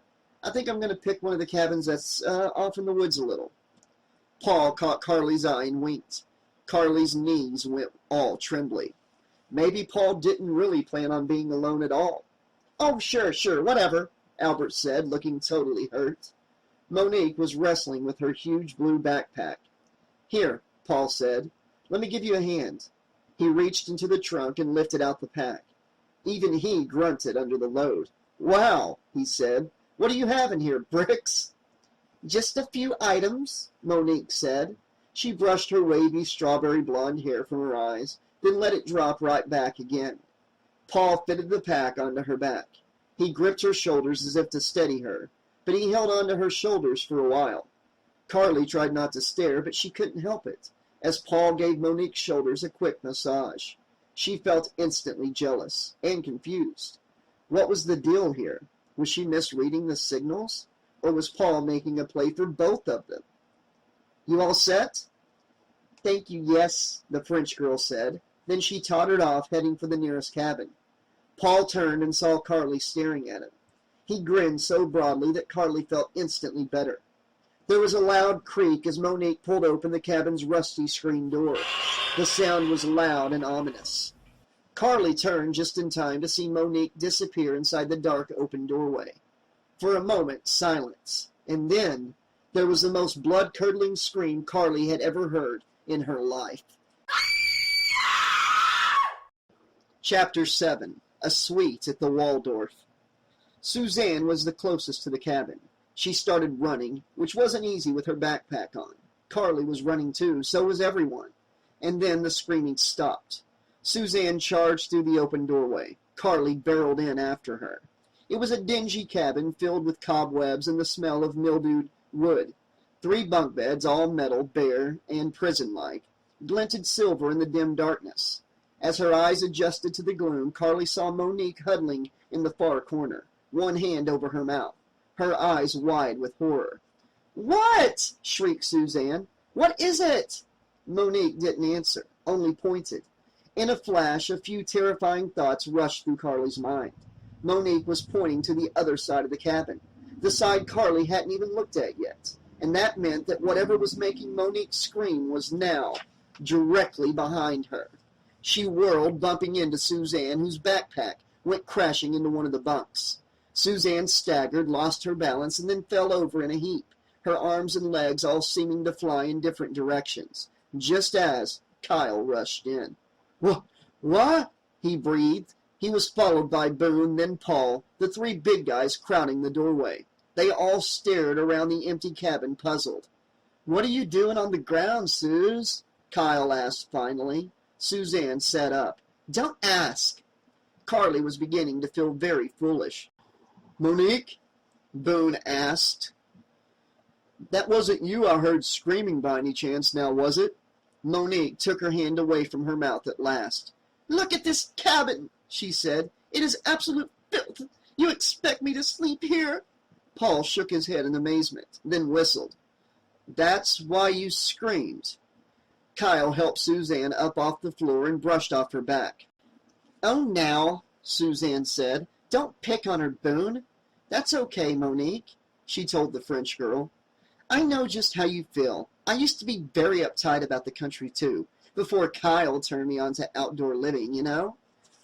Wait, you'll see. By Sunday, you won't even want to leave." "I'm leaving right now," Monique said, heading for the door. Boone blocked the doorway. "How are you going to get home?" He was smirking. "You driving me," Monique said to Boone, near tears. Boone shook his head, grinning. "What'd you expect, Monique?" Paul asked, laughing. "A suite at the Waldorf?" Sure enough, Monique started crying. "There is not even place to plug in my blow dryer." "Aw," Boone said, "that is a nightmare." "Stop it! Don't tease her anymore," Carly said. She put a protective arm around Monique.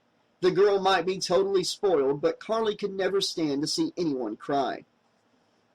"Don't worry, Monique," she told her. "If you want to go home, you can go home, even if I have to drive you myself."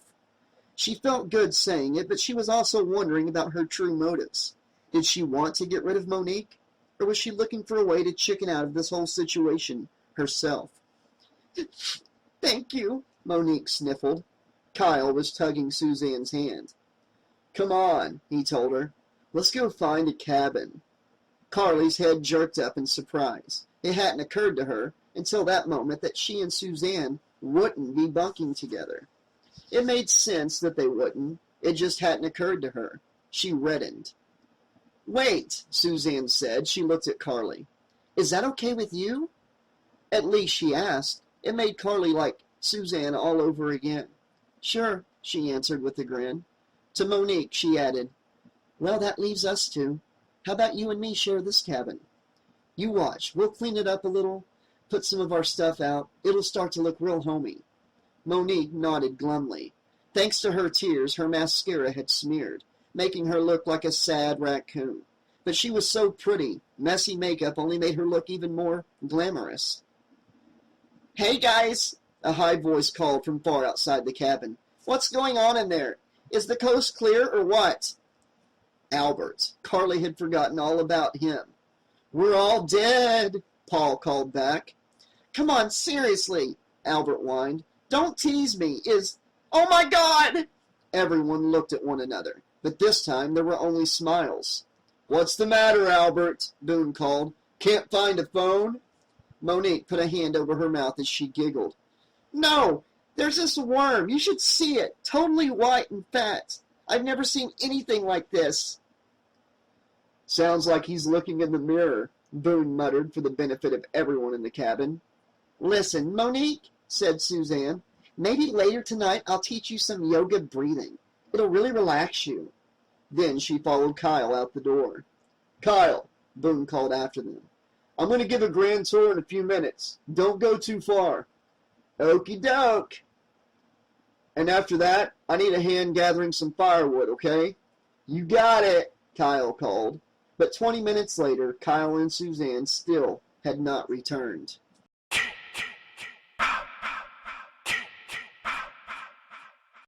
Chapter 8. The Campfire.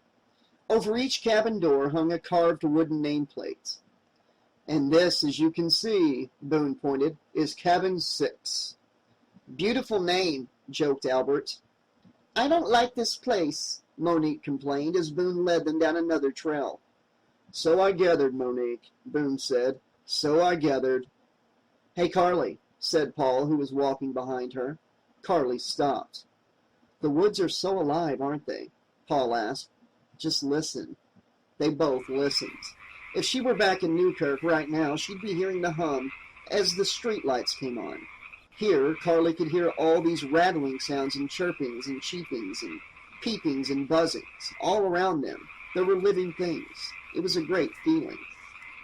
It was also a great feeling to have Paul standing so close to her while the group went on ahead. And then suddenly she knew he was going to kiss her. It was as if they went into slow motion. Their eyes locked. Sure enough, his head started to move towards hers. She was too shocked to move. Her eyes widened. Oh, there you are, Albert said. Carly's head jerked toward the sound. So did Paul's. Please, guys, begged the chubby teenager. Don't fall behind like that again. It scares me. I thought you disappeared. If looks could kill, the look Paul was giving Albert just then would have done the trick. But Albert didn't seem to notice. He turned and started back down the trail. They followed. Carly was in a daze. She never thought she'd want to kiss someone she just met, but she did. Up ahead, Boone was standing by a large brown shack raised up on cinder blocks with a boiler and other pipes and things attached to the outside. And this, Boone said, is the girls' outhouse. I'm not using this, Monique insisted as they filed inside. I'll hold it in the whole trip, that's all. The smell in the bathroom was awful. Not just the usual stale bathroom smells. There was something else in the air in here. Something human and rotting. The lights didn't work, of course. There was no electricity in any of the cabins. Then Albert tried one of the spigots. No water, no sound, nothing. Boone, he said, there's no water. Of course there's no water, Boone said. Albert looked panicked. Well, what are we gonna do for water? Boone shrugged and smiled. Who needs water when we have beer? Boone, Monique said, I hate you, you know. What made you think this is a good place to stay? Boone, I'm afraid I've got to agree with her, said Paul. I'll second the notion, said Albert.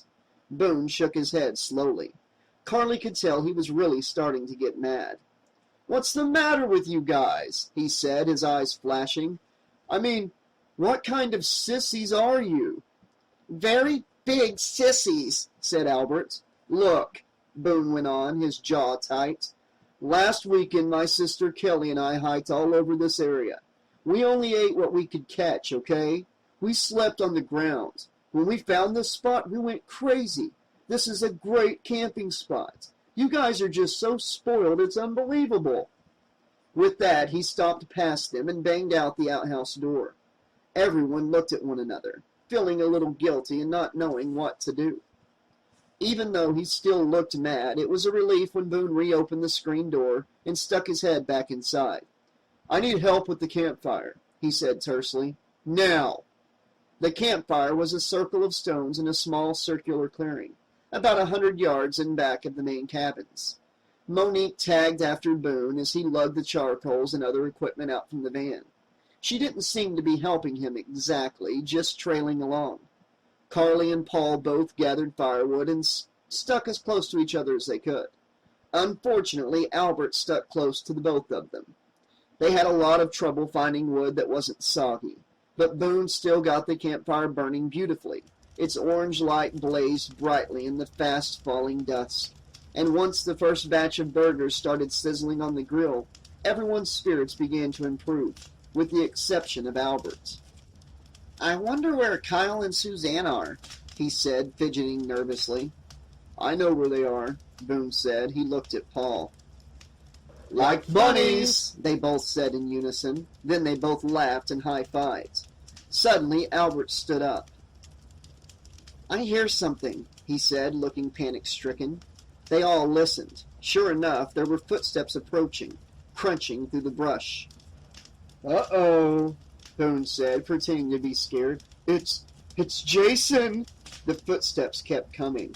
You think it's Kyle and Suzanne? Albert asked. His right eye twitched. Duh, said Paul. Just then, out of the woods came Kyle and Suzanne. Sorry, Kyle said sheepishly. I guess we lost track of the time a little bit. The two of them looked happy and rumpled. Carly suspected Boone and Paul were right about what they'd been up to. The first batch of burgers tasted every bit as good as they smelled. Then Boone opened the cooler and started passing out the beers. Soon everyone was drinking, even Albert.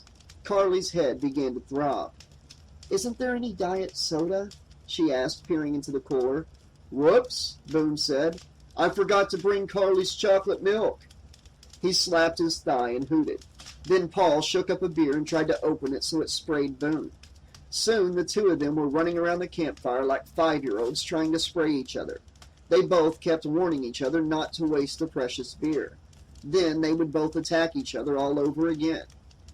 As far as Carly was concerned, she wished they would waste all the precious beer. This was one thing her mother truly didn't need to worry about, Carly becoming an alcoholic. The one time she had tasted beer, she had spit it out. Well, she couldn't just stand there staring into the cooler forever. Finally, she took out one cold can. It was really tall, like a can of tennis balls. She popped the top and took her first sip. She tried not to twist her mouth into too much of a grimace, but she couldn't help it. The stuff tasted like horse piss. At least, the way she imagined horse piss would taste. I know, Suzanne told her sympathetically. It tastes awful at first, but after a while you get a little drunk and the taste goes away. Terrific, Carly said. I have something to look forward to. Her poor mother would die if she knew what she was doing. But Suzanne was right. By the time she was halfway through the can, the taste didn't seem quite so bad anymore. Boone started serving up more food. It must have been the country air. Carly ate 2 burgers and a hot dog, and by the time they started roasting marshmallows, she had had, for the first time in her life, 3 beers. Her head was spinning. It felt good, and it felt awful, both at the same time. Members of the group kept wandering off into the woods to pee, but Carly was afraid to get up, afraid she'd start staggering around and embarrass herself. Well, this is good, she decided. She had always wondered how it felt to be tipsy.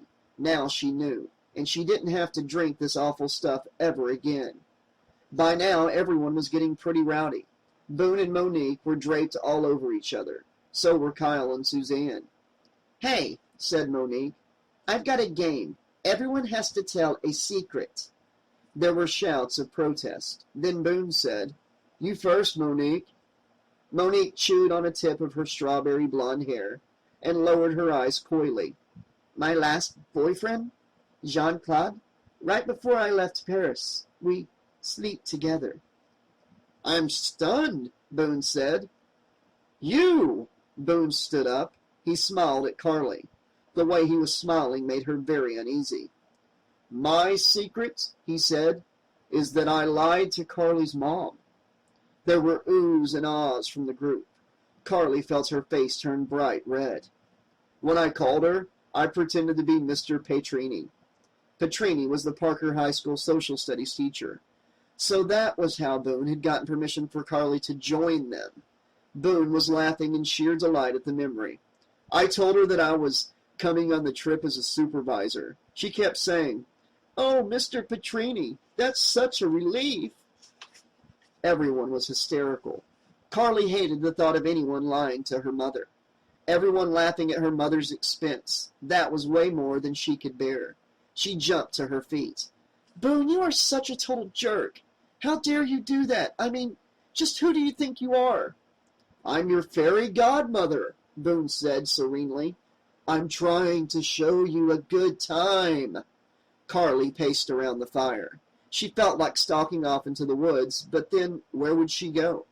Paul stood up and grabbed her hand. Come on, he told her in a low voice. Forget it. He's a jerk. But what can you do? You're here now. Carly began to calm down again. Paul was right. Right now, she didn't have too many options. It's nothing compared to the lies he tell me, Monique told her. He say this is hotel? Everyone laughed, but no one laughed harder than Boone. Carly felt like punching him. But Paul kept smiling at her in the darkness. Come on, he said again. Sit back down. His stunning blue eyes twinkled with firelight. She sat. It was pitch dark now, except for the glowing red embers and small flickers of the dying campfire. But there was still enough smoke to keep off the mosquitoes. Kyle was tuning up his guitar. He started playing his favorite tunes, The Doors, Beatles, and Stones. Don't you know anything current? Boone asked him. This stuff is so dead. It's the best, Kyle said with an easy smile, and he kept playing softly. They all huddled in a close circle around the flame. It wasn't just to feel the fire's heat, thought Carly. The air had gotten only slightly cooler. No, it was the coming of darkness. They were all getting a little scared. So, Boone said, I might as well tell you why I brought you all up here. He took his marshmallow stick, raised it high over his head, and brought it down fast and hard, aiming right at Albert. Albert screamed at the top of his lungs. Monique screamed too, probably because Albert screamed. Then everyone laughed. Carly was still pretty mad. Very mature, she said. Does that make you feel strong and macho? Very, Boone agreed, laughing. Then his face got very serious again. Listen, there's something else I've got to tell you about those murders. Kyle stopped plucking his guitar mid-chord. Do you want to tell them or should I? Boone asked Paul. Boone, I don't think, Paul protested. Boone, Monique said, don't start this scary business, or I get very angry. Okay, Boone said. Pardonnez-moi. If you don't want to know, you don't want to know. He only had to wait a few seconds before everyone was insisting that he tell. He lowered his voice. Remember Jason? The boy that drowned? The ring of teenage faces stared back at him, rapt. Carly was mad at herself for even listening, but she couldn't help it. Well, whenever Jason comes back, you know, comes back from the dead, his face is all rotted and bloated, after all those years in the water. So he wears this white hockey mask to cover it up. And Boone raised his marshmallow stick again very slowly. All eyes were glued to him. But before he could bring the stick slashing down again, Carly started laughing. What's so funny? Albert asked her, amazed. You think this is funny? Carly just laughed harder. Maybe it was the beer, but she wasn't scared anymore. All the fear just floated away like a mist. And after the way Boone had made fun of her mom, it felt awfully good to laugh at him. "Oh, Boone," she said, "I'm sorry, but is that the best you can do, a bloated face and a hockey mask?" "You were scared," Boone said, annoyed. "Don't kid yourself." Carly didn't answer. She was laughing again, and now everyone began to join in. Everyone except Albert. Suddenly, the pudgy boy jumped to his feet and yelped, "Shut up, shut up, shut up!" Everyone shut up. "What is?" Monique asked, her pretty button eyes once more showing fear. Beads of sweat were already popping out all over Albert's round moon face. I heard something, someone, coming toward us." Everyone listened hard. There were plenty of sounds from the encircling forest, but nothing that sounded like footsteps. "Albert," Boone said, don't you want to live to be 19? Try and relax a little." "He's right, man," Kyle agreed. "Just go with the flow." "I'm trying," Albert promised. "But I heard something, I'm telling you. And I don't know." He sat back down slowly. "I just get this creepy feeling, the way we're all just sitting here. It's like we're being watched, you know?" "Boone," Paul said, "did you remember to pack that straitjacket?" He slapped his thigh, laughing at his own joke. "I'm serious," Albert insisted. "It's like we're shark bait or something. I feel like there's something out there, you know, slowly circling around us, waiting for a chance to strike." "Maybe it's your mother," Boone suggested, cracking up. "Yeah, she's mad because you're not going to be around on Mother's Day," Paul chimed in. "And she wants revenge." That started everyone laughing again, which meant that everyone relaxed. In the midst of the laughter, Carly suddenly realized that she couldn't put off a bathroom trip any longer. She got to her feet. "I'll be right back," she mumbled, and then, walking with extra care so as not to appear drunk, she went off into the woods to pee. It's lucky the direction she chose, walking east from the campfire, because if she had gone the other way, she might have met him face to face, 20 yards away on the other side of the campfire and hidden in the dark woods. The hunter stood watching the small group of teenagers. Under one arm he was holding the heavy cardboard box. His other hand, the hand with 4 fingers, was closed tightly around his gun. He was breathing heavily through his mask.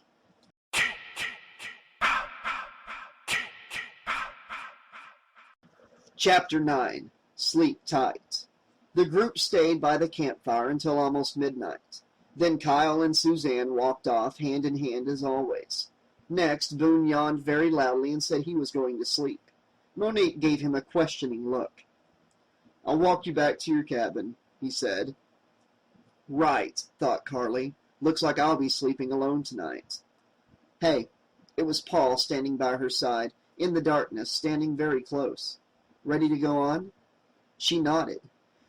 She felt that same tension she had felt between them when they stopped in the woods. "Right," Albert said, pushing in between them. He was shivering. "Let's get out of here."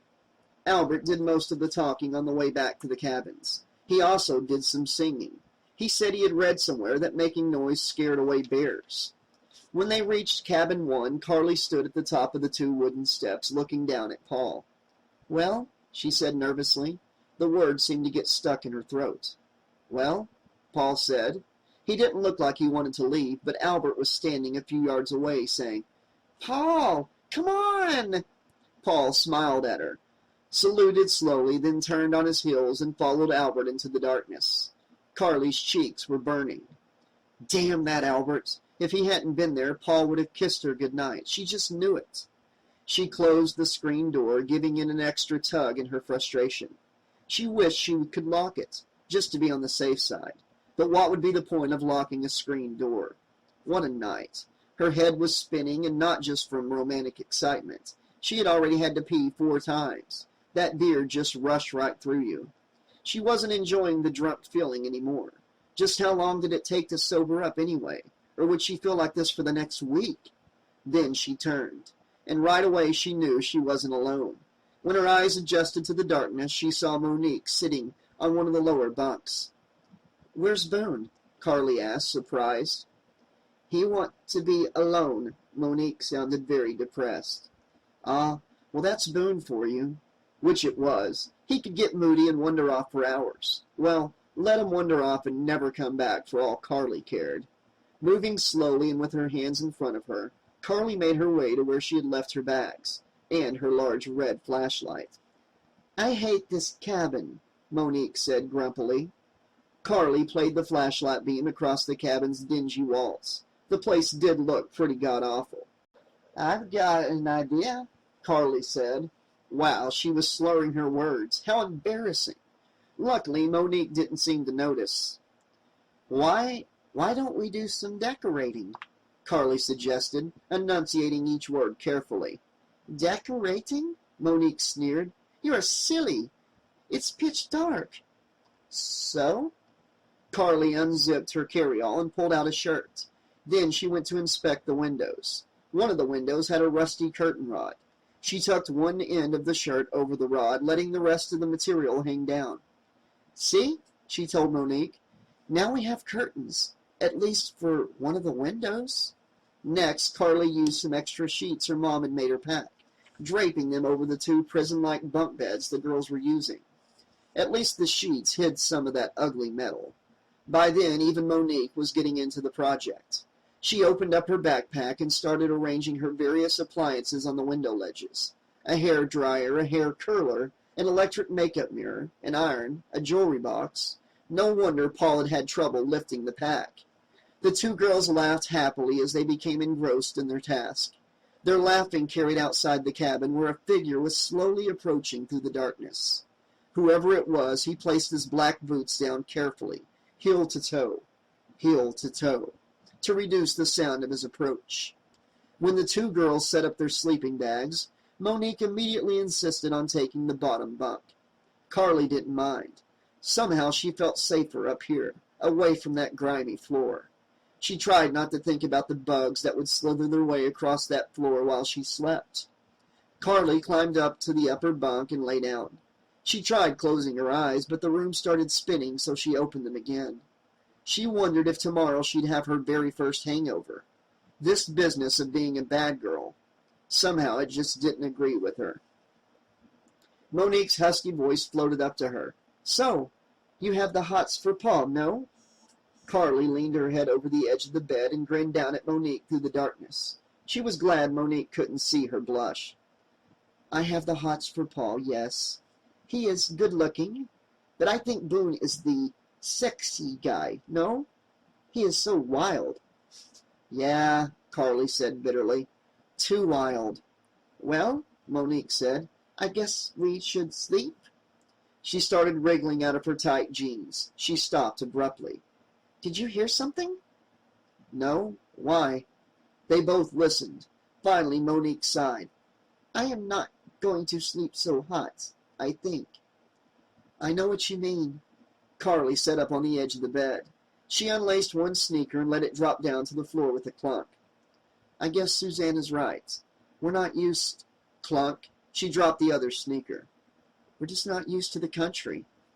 For a moment they both sat silently on their bunks, listening to the sounds of the night. Then Monique asked, "You mind I smoke in here?" Carly hated cigarette smoke. She had read somewhere that you could get lung disease just from being near people who were smoking. She was about to say yes, but then she thought about what Boone had said about her being such a goody-goody. "Go ahead," she said in what she hoped would sound like a careless tone of voice. A match flared. She smelled the smoke. She tried not to cough. "Carly?" She looked down. Monique was frowning, the tip of her cigarette glowing orange. "What?" Carly asked. "If I sleep with my teddy bear, you won't tell on me, will you?" Carly felt stunned. Monique? With a teddy bear? But she answered, "Of course not," without a hint of teasing. Looking closer, she saw that Monique was already clutching a little fuzzy brown bear. "My mother give it me when I leave home this year," the French girl admitted. It helps me sleep." Carly smiled. In here she had thought of Monique as so sophisticated. "Well," she said with a warm smile, "sleep tight." "Thank you," Monique said softly. "You have tight sleep, too." Carly laughed. She checked her watch. 12:30. She undid the brown leather band and hung it on a nail she found sticking out of the wooden cabin wall. She was about to click off her flashlight when she spotted the inscription on the rafter over her head. Jamie and Mick Forever, 1953. The words had been carved inside of a heart. She moved her flashlight along the beam, reading more of the graffiti that had been carved up there. There were so many names. And if what Boone had said was true about Jason and everything, then Jamie and Mick's love probably hadn't lasted forever. Nowhere near. Carly shivered hard, trying to put the thought from her mind. She decided to leave the flashlight on for a second while she undressed. She set the large plastic box on the bed next to her. Then she reached down and began to unbutton her blouse. But with the flashlight in this position, its large white beam was pointing across the cabin at one of the screen windows, the one she hadn't covered. The beam lit up the face of the man staring in.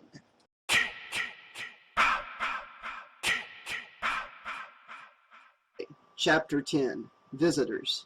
Carly almost fell off the bed. She gasped. Monique screamed, and then Carly realized who it was. "Hi," Paul said with that sexy grin of his. "Didn't mean to startle you." "How long have you been standing there?" Monique demanded. "Just got here," Paul said with a smirk. "Why?" he asked. "What did I miss?" "That's for us to know and you find out," Monique purred. So much for her new friendship with Monique, thought Carly. Now Monique's making a play for Paul, even though she knows I'm interested. "So, Paul," Monique said, "what's going on?" "Nothing's going on yet," Paul answered suggestively, but then he looked back up at Carly. "It's really pretty out, Carly. The moon is almost full and the stars are out. I was kind of hoping you could come out for a little walk, down by the lake." Carly felt a little tingling sensation that covered her entire body. Her heart was beating loudly as if someone were knocking relentlessly inside her chest. Paul Sexton wanted to go for a midnight walk with her. "Just a second," she said. She jumped down from the bunk and fumbled with her shoes and laces, her fingers feeling suddenly thick and clumsy. She was all set to go when she remembered Monique. Carly couldn't help it. Being nice was an old habit and hard to break. She crossed to Monique's bed. "Monique," she whispered, "do you mind if I leave you alone for a few minutes? Be honest. If you mind, I won't go." "I only mind he asked you, not me," Monique whispered, and even in the dark Carly could see the girl's grin. "Go for it," she added, grabbing Carly's hand. Again the screen door creaked open. Again it banged shut. Carly stepped out into the night. And then the large, strong hands lunged at her from the darkness and grabbed her. "Gotcha," Paul said. She stared at him, too stunned to speak. She had barely escaped screaming. He took her hand. "This way." All alone in cabin 6, Albert lay on his back in his huge day-glow orange sleeping bag. He had set up his bed on one of the bottom bunks. With no mattress, the bed's metal springs were digging into his back. "Boy, I really needed this," Albert told himself. "I really needed to come all the way up here in order to be all by myself in the middle of the night in the middle of the woods. I needed this like a hole in the head," he muttered aloud. Bored and annoyed, he clicked his flashlight on, off, and then quickly on again. Before getting into bed, he had gone down to the lake with his black leather toiletry bag, flossed carefully, then brushed his teeth with lake water. He hated putting that mossy bilge in his mouth, but he couldn't go a night without brushing. He'd have dentist nightmares the whole night. On his way back to camp, Paul had jumped out at him from behind a tree and scared him senseless. What a nice guy. What a wonderful and supportive roommate. Maybe when Albert got back to school, he'd go see the dean a second time and beg to be transferred to a single room. Maybe if he cried this time, the dean would relent. After all, Paul had a different girl in the room almost every night. He made Albert sleep on the living room sofa, too. And then he made so much noise he kept Albert awake and frustrated most of the night. Albert pictured Paul's cocky grin. When he ran into him tonight, Paul had said, "Guess where I'm going?" Then he had leered and said, "Carly, Carly, here I come." He had smacked his lips as if he were about to devour a tasty dessert. Paul Sexton. Total sleaze bucket. Of course, Albert was dying to trade places with him. That's why I wanted to come on this trip in the first place, he reminded himself, to meet girls. He groaned. Why couldn't he be Slee's bucket for a day? Because he didn't have the confidence or the nerve, he answered himself. With a sad smile, he added, so many girls, so little time, so little courage. Albert turned off his flashlight and placed it carefully on the floor. Almost at once, he picked it up again and clicked it back on and shone it around the room, as if an intruder could have slipped into the cabin in that half instant. He sighed at his own cowardice, then he clicked off the flashlight one last time. He grunted as he shifted uncomfortably in his sleeping bag. It seemed he had a choice. He could either have the springs digging into his left side or his right side. Some choice. He was in the middle of turning over for what seemed like the 100th time when he heard footsteps. Everything in his body tensed. He turned his head so sharply he pulled a muscle in his neck. Albert had always been terrified of burglars. Sometimes as a kid back in Providence, he got so scared at night that in the morning he was sure he had fainted himself back to sleep. But in all his years of childhood, the sounds he heard at night had never turned out to be anything more serious than the cat, or the wind, or a branch blowing in the wind, or, oh God, this time there was no denying it. The footsteps were real, and they were coming right toward his cabin. Oh God, thought Albert, and then the intruder crept softly up the 2 wooden steps right outside the cabin door. The door creaked open. Boone? It was a soft girl's voice. It took a moment for the relief to take over for a second. Albert remained too scared to answer. The door swung open noisily, then banged shut. I look all over, the girl said, entering the cabin. All these empty cabins. So creepy. Carly went off with Paul, you know, and I get scared all by myself.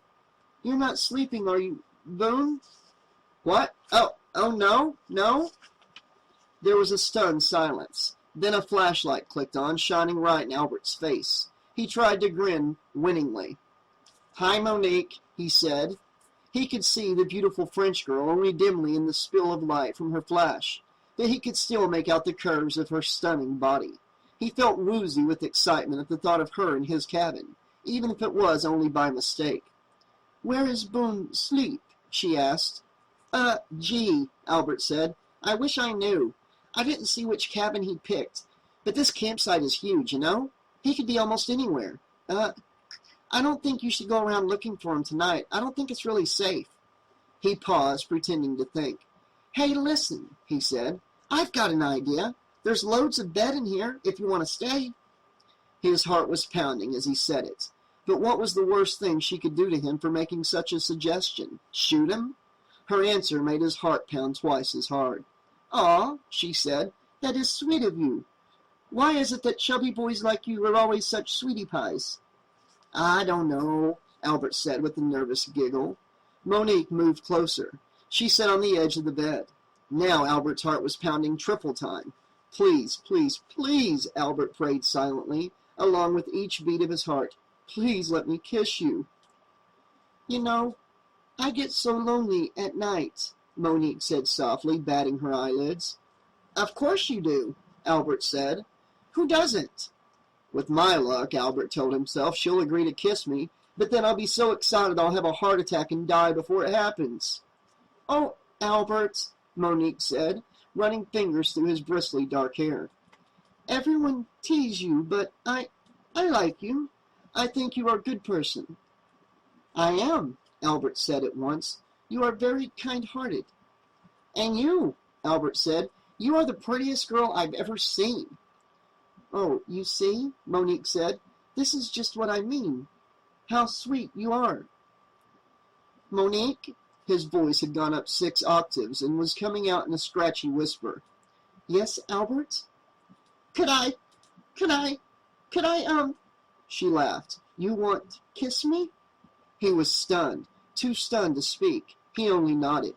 Slowly, she lowered her beautiful head toward his. Her luscious red lips were only millimeters from his own. Suddenly, she sprang back. What is it? Albert stammered. A worm, Monique cried. She backed away farther, pointing at his forehead. Dazed and confused, Albert reached up to feel his forehead. He wasn't expecting to feel smooth skin. He knew he was sweating, and he knew that his forehead was always where he had had his worst pimple problem. But what he wasn't expecting to feel was this sick, thick, slimy lump. A lump? In one sickening second, he realized that the lump was not a part of his own body. He squeezed the slimy flesh and yanked. There was a loud pop as the worm came off in his hand. Monique shone her flashlight on the huge bug that wriggled slowly on his palm. It was just like the worm he had seen that evening, sliding slowly through the grass. The worm was toad belly white, and lining its tiny gaping mouth was a circle of tiny but razor-sharp teeth. Monique screamed, "You're bleeding!" It was true. He could feel the blood gushing down his forehead, but it was as if he were paralyzed. He couldn't move. Monique's mouth opened as if to let out another piercing cry, but no sound came out. She was pointing. "There's another one," she finally gasped. "And another! Albert, look, look!" With the calmness that amazed himself, Albert reached down and unzipped his sleeping bag. Well, how about that, he thought with a voice of almost insane reasonableness. Monique was right. There were more worms. In fact, his entire body was swarming with them. Albert looked closer. The worms seemed to be in a feeding frenzy. And how do you like that? All that was left of his legs were the bones.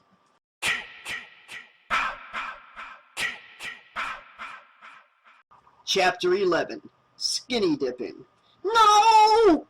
Albert woke up with a shout. He was sweating heavily, his breath coming in gasps. It took him several moments before he could calm down, before he could convince himself that the worms weren't real.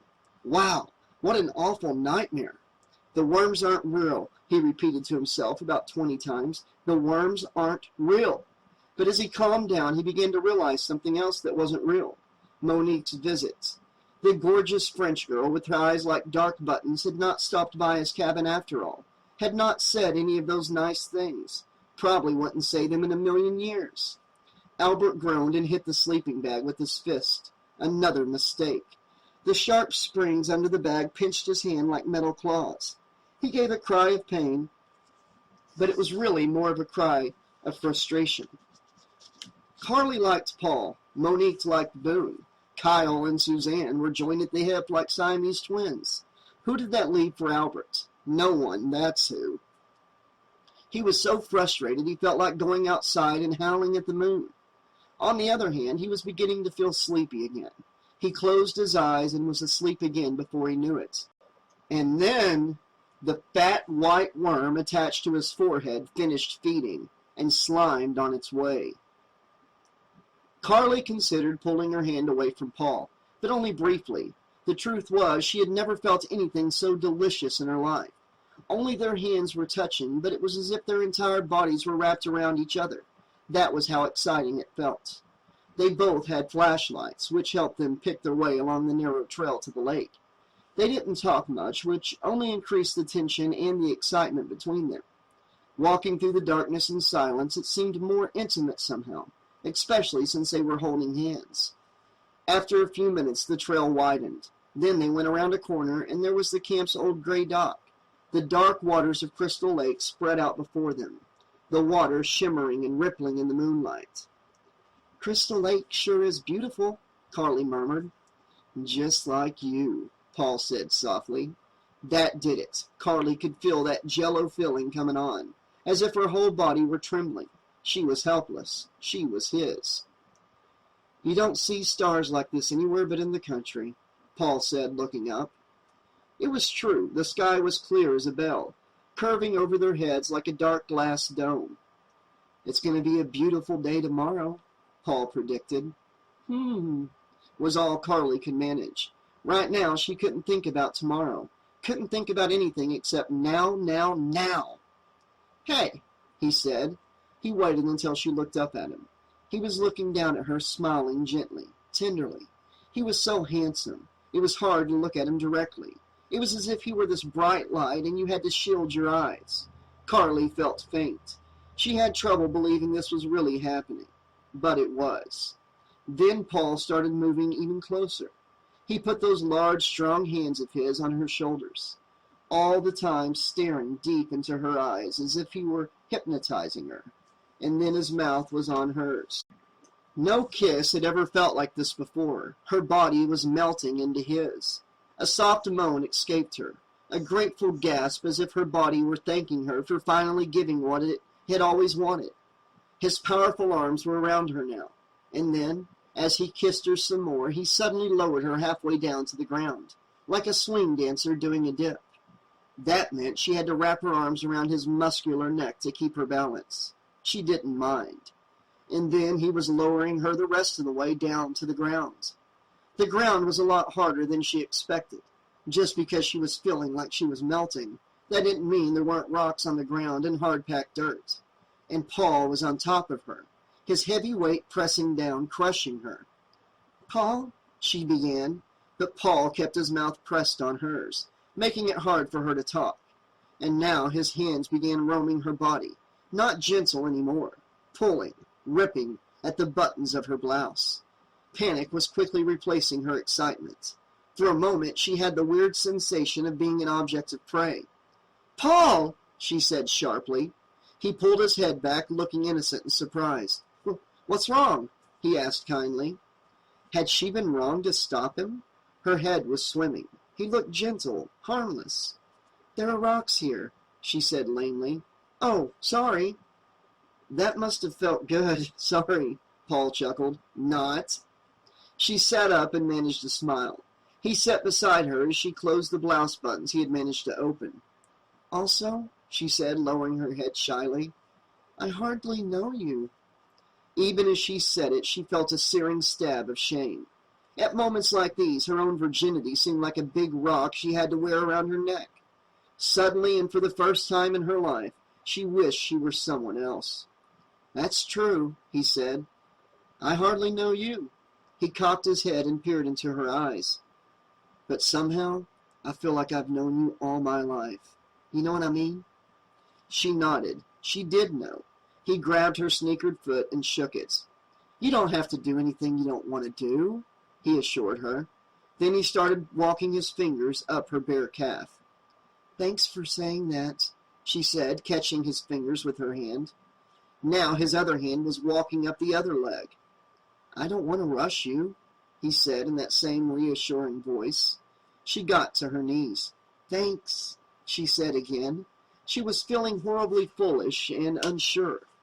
Paul Sexton had probably never been with so clumsy or inexperienced or shy a girl in his life, she told herself.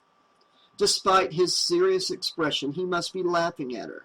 Not only that, she had a feeling he was getting angry too. But his smile didn't fade. If anything, it broadened. "Hey," he said, standing up, "I've got a great idea." Somehow she didn't think she was going to think his idea was so great. "What?" Her voice was a whisper. He nodded his head at the broad, dark lake. She had no idea what he meant. "What?" she asked again, feeling frustrated that she didn't get it, as if she were failing an important test. "A midnight swim." Her mouth dropped open into a small O. "How about it?" he asked. "I don't swim," she said. "You're kidding." "Nope." A little annoyance finally began to play across his rugged features. "Oh, come on. Everybody knows how to swim." "Not when your mother is terrified of you drowning and won't let you even take lessons, you don't," said Carly. She laughed nervously. Paul put his hands on his hips, thinking. "I'll give you a lesson." "Oh, no," she said quickly. "Come on, Carly, you can't put off your life forever." That hurt. "I'm not putting it off," Carly said. "Anyway, my mom's not so bad. She just wants me to be safe." "I've got a little secret for you. The only time you're safe, really safe, is when you're dead." Paul offered her his hand. She took it, and he pulled her up. "Just a quick dip," he said. "You'll love it, okay?" Carly bit her lip. "I don't have a suit," was all she could think to say. "That's the best part of my plan," Paul said with a grin. She felt herself redden. "What do you mean?" "There's no one around, Carly. No one around for miles. It's the middle of the night. See what I'm saying? We don't need suits."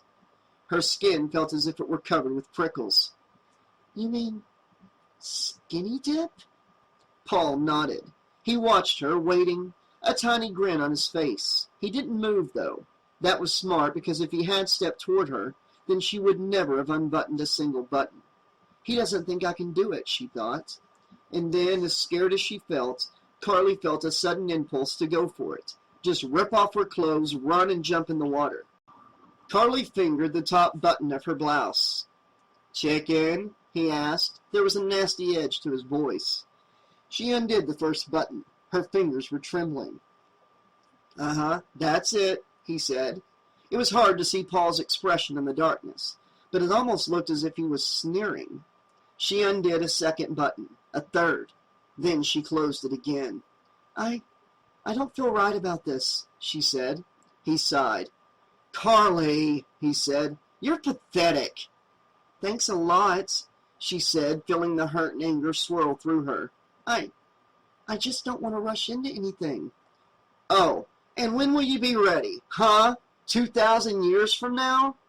"No," she said. Why was he being so mean? "Maybe some other time." "Oh, right," Paul said. "I mean, when are we going to have this chance again, right?" And then he reached down and pulled his striped rugby jersey right over his head. He let the shirt drop to the ground. "It's now or never," he said. Carly blinked. She had never seen a body like his, at least not this close. He had muscles everywhere. They went all the way down his stomach in little ridges. The way he kept running his hands over his chest, Paul seemed to admire his body as much as she did.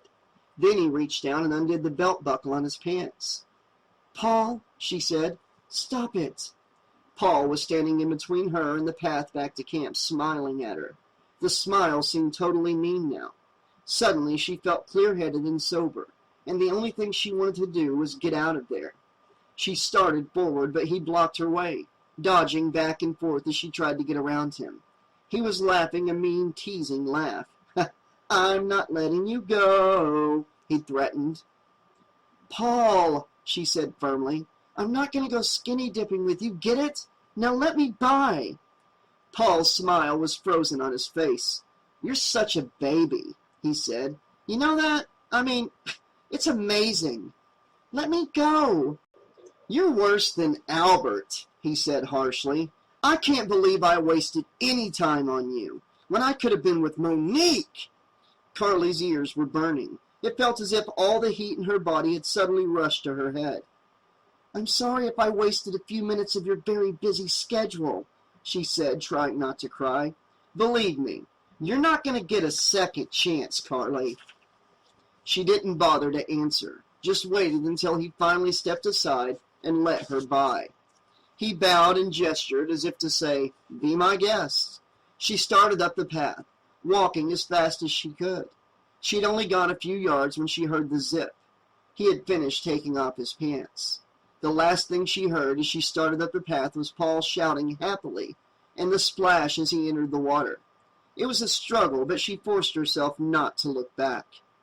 Hurt and angry, she walked fast. Soon she was deep in the dark woods, and then she started getting this awful feeling, this feeling that she was not alone.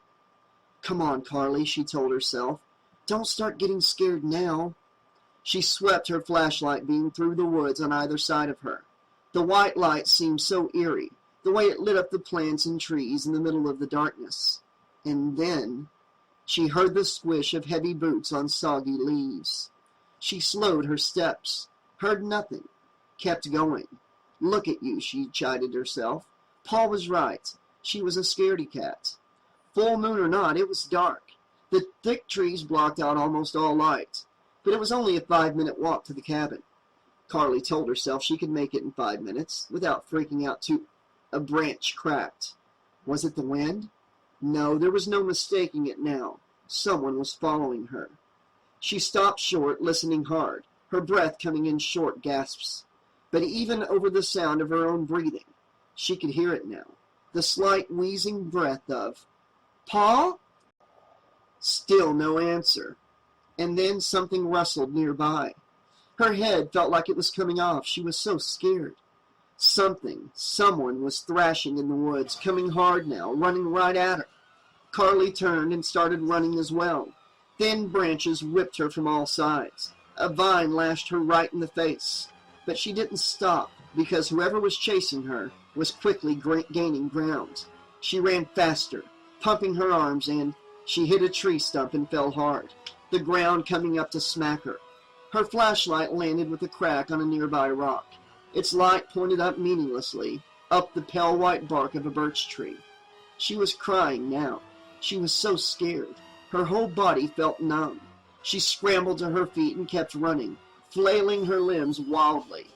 But she must have run in the wrong direction, because she ran right into the killer's arms.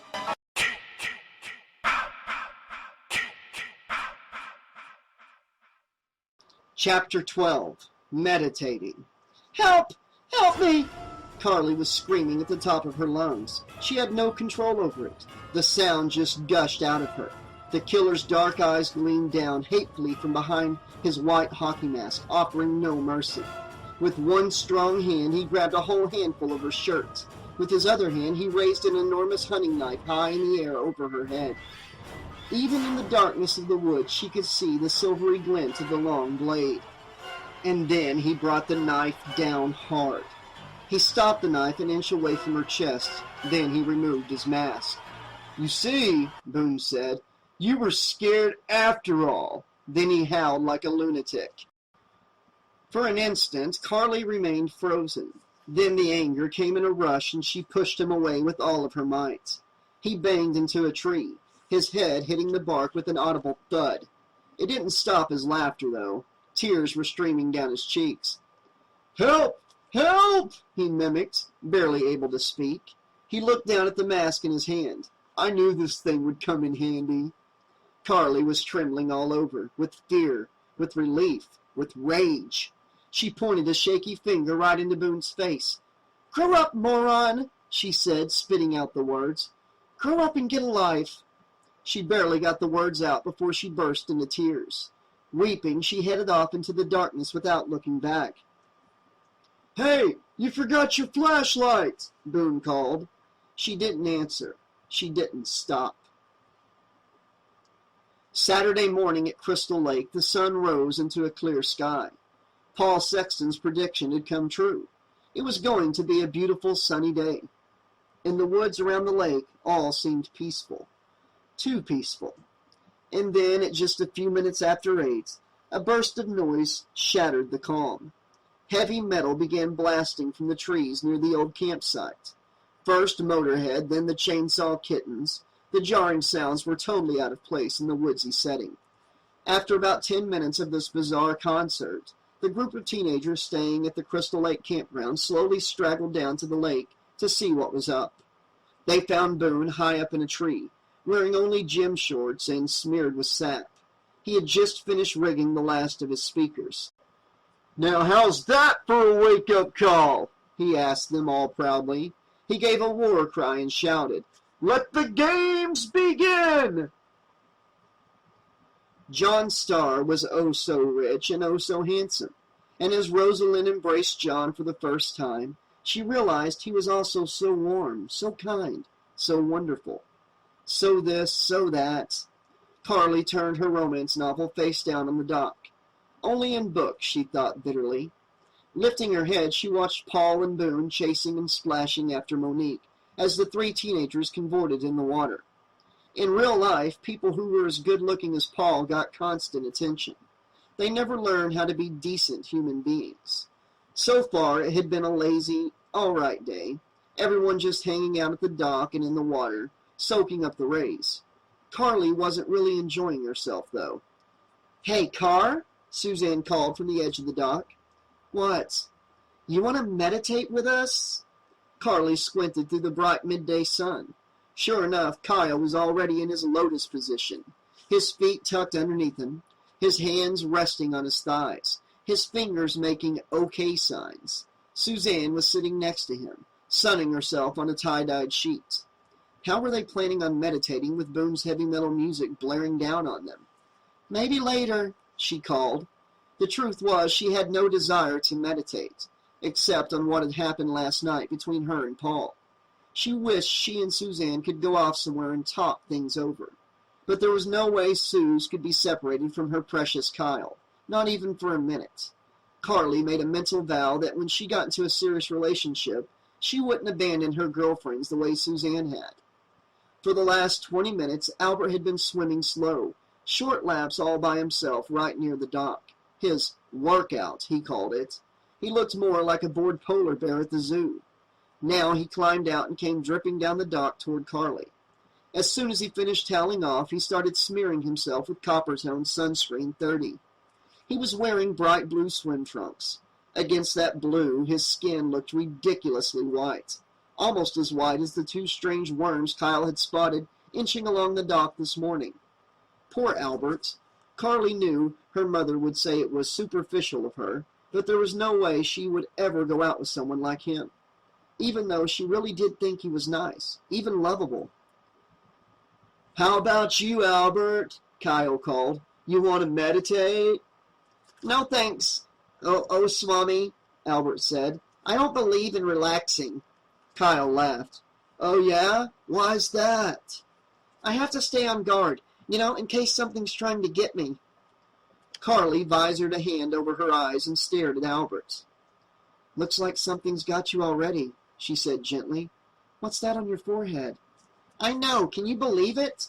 Albert nervously fingered the red welt on his forehead. "It's not a pimple, though. I think it's some kind of bite from one of these weird country bugs.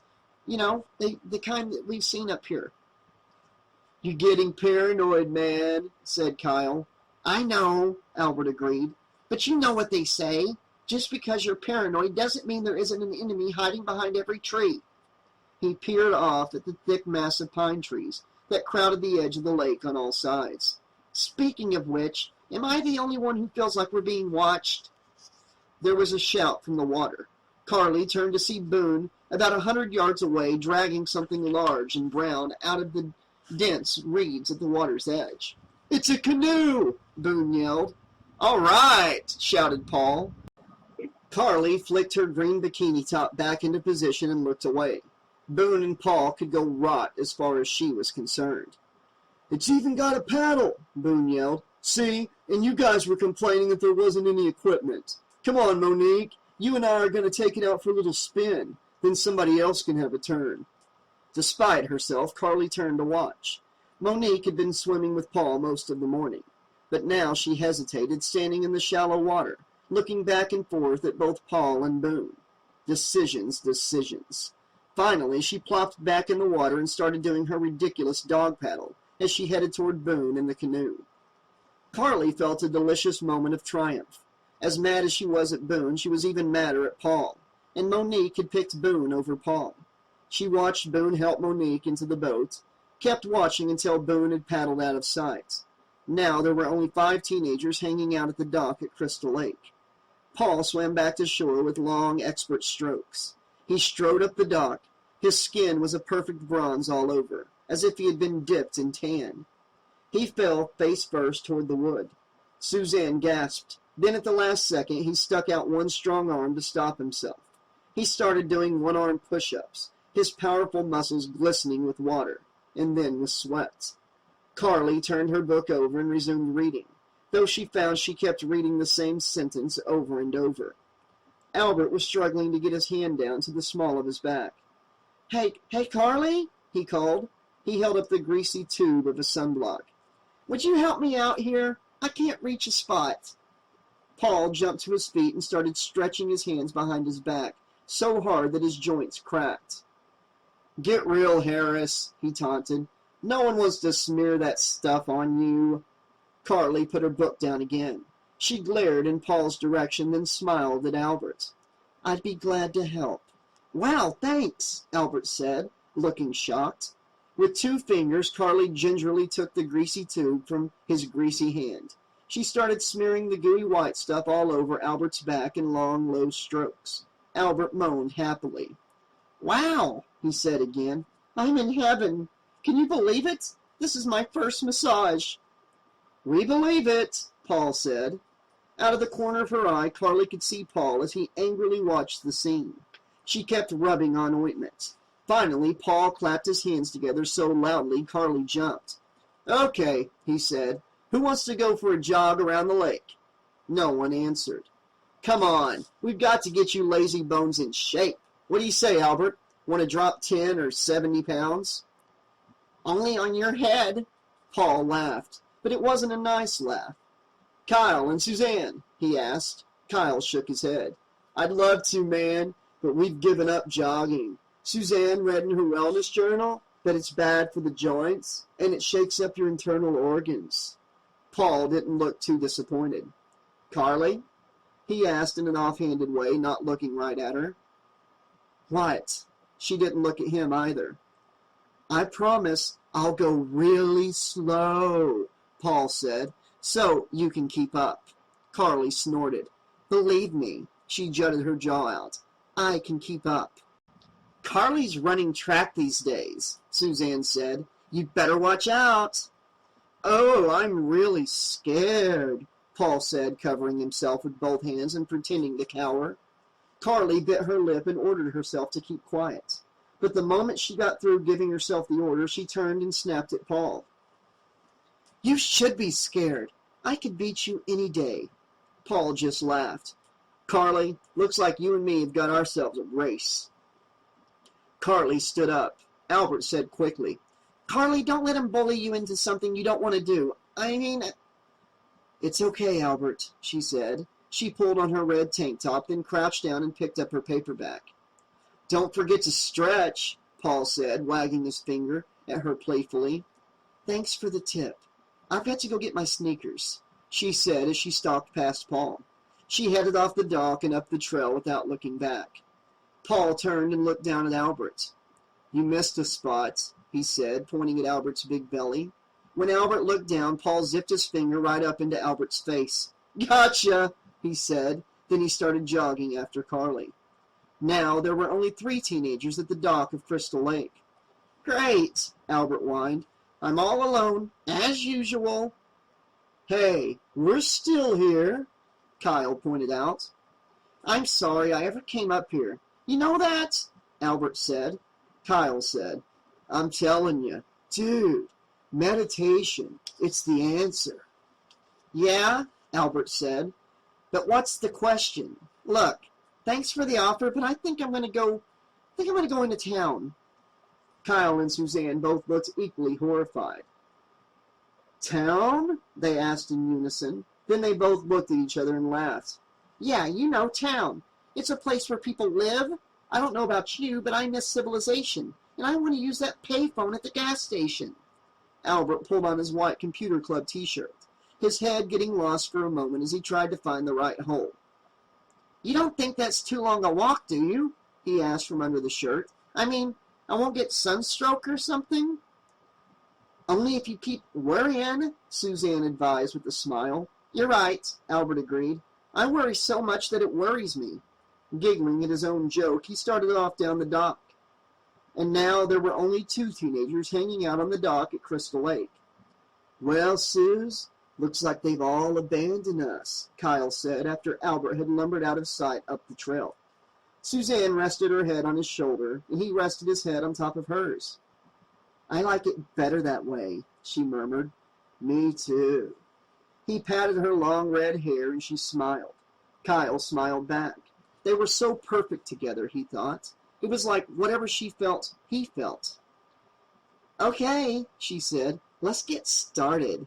She stood up and sat down again, positioning herself in the lotus position with her back right up against Kyle's. He felt the pressure of her back against his. It was as if they were one being.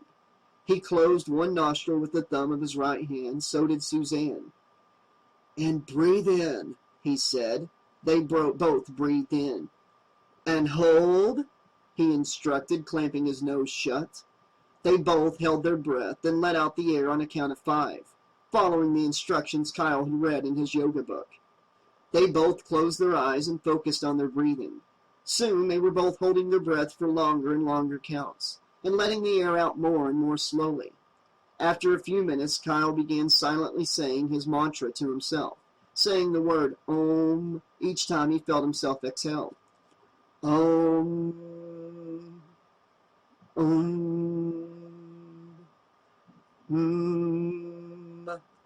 Kyle's breathing slowed down so much that he could barely tell the difference between breathing in and breathing out. The first time he got distracted was when he heard the splashes somewhere off in the water. Must be a fish, he thought, or Boone and Monique. In the yoga book, it said that while meditating, your mind often wandered. Whenever you noticed this happening, you were supposed to gently remind yourself to put your focus back on your mantra. Kyle gently put his mind back on his mantra. He thought to himself. Kyle was great at meditating. He could go for long stretches without thinking about a single thing except his mantra.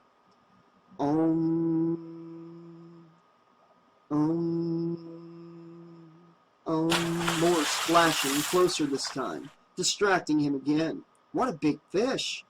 But that was another distracting thought. He gently reminded himself that he should put his mind back on A minute later, Kyle had entered what he and Suzanne called the mystical zone. In this state, it was as if one became one with the oneness of oneself. Everything else vanished. All sense of body, all physical sensations, all distractions from the outside world. Kyle felt weightless, felt himself floating up into the bright blue sky. He thought he could sit here and meditate forever. Maybe he could have, because he didn't lose his concentration again. Not once. At least not until the hunter slit his throat from ear to ear.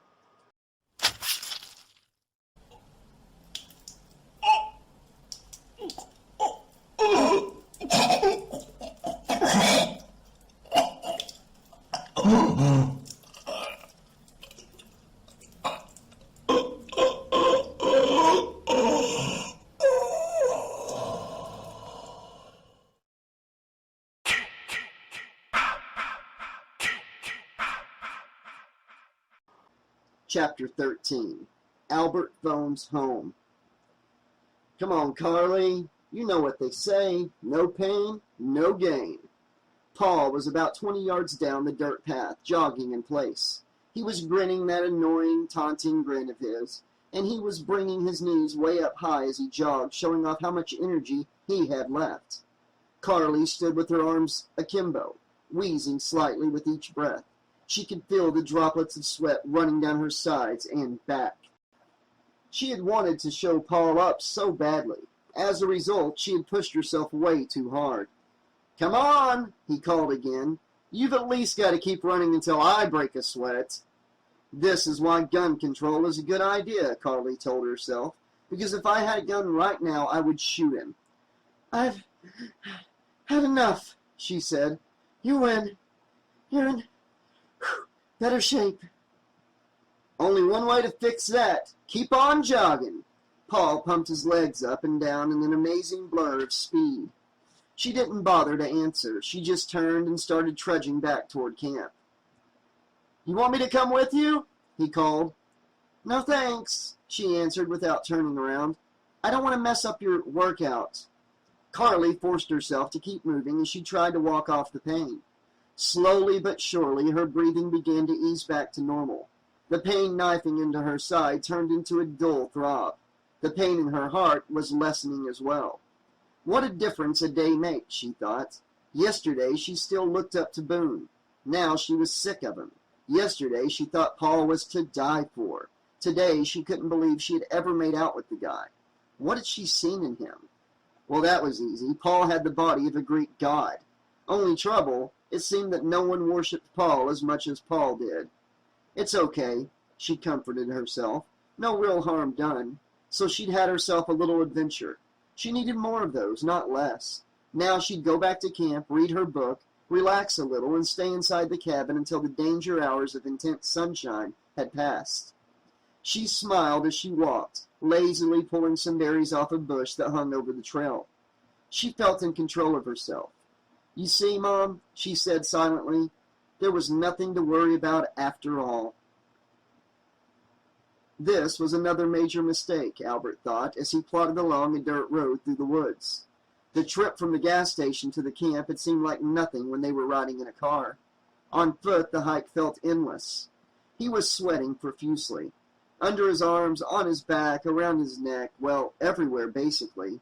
His pudgy thighs had been rubbing together as he walked and were now painfully sore.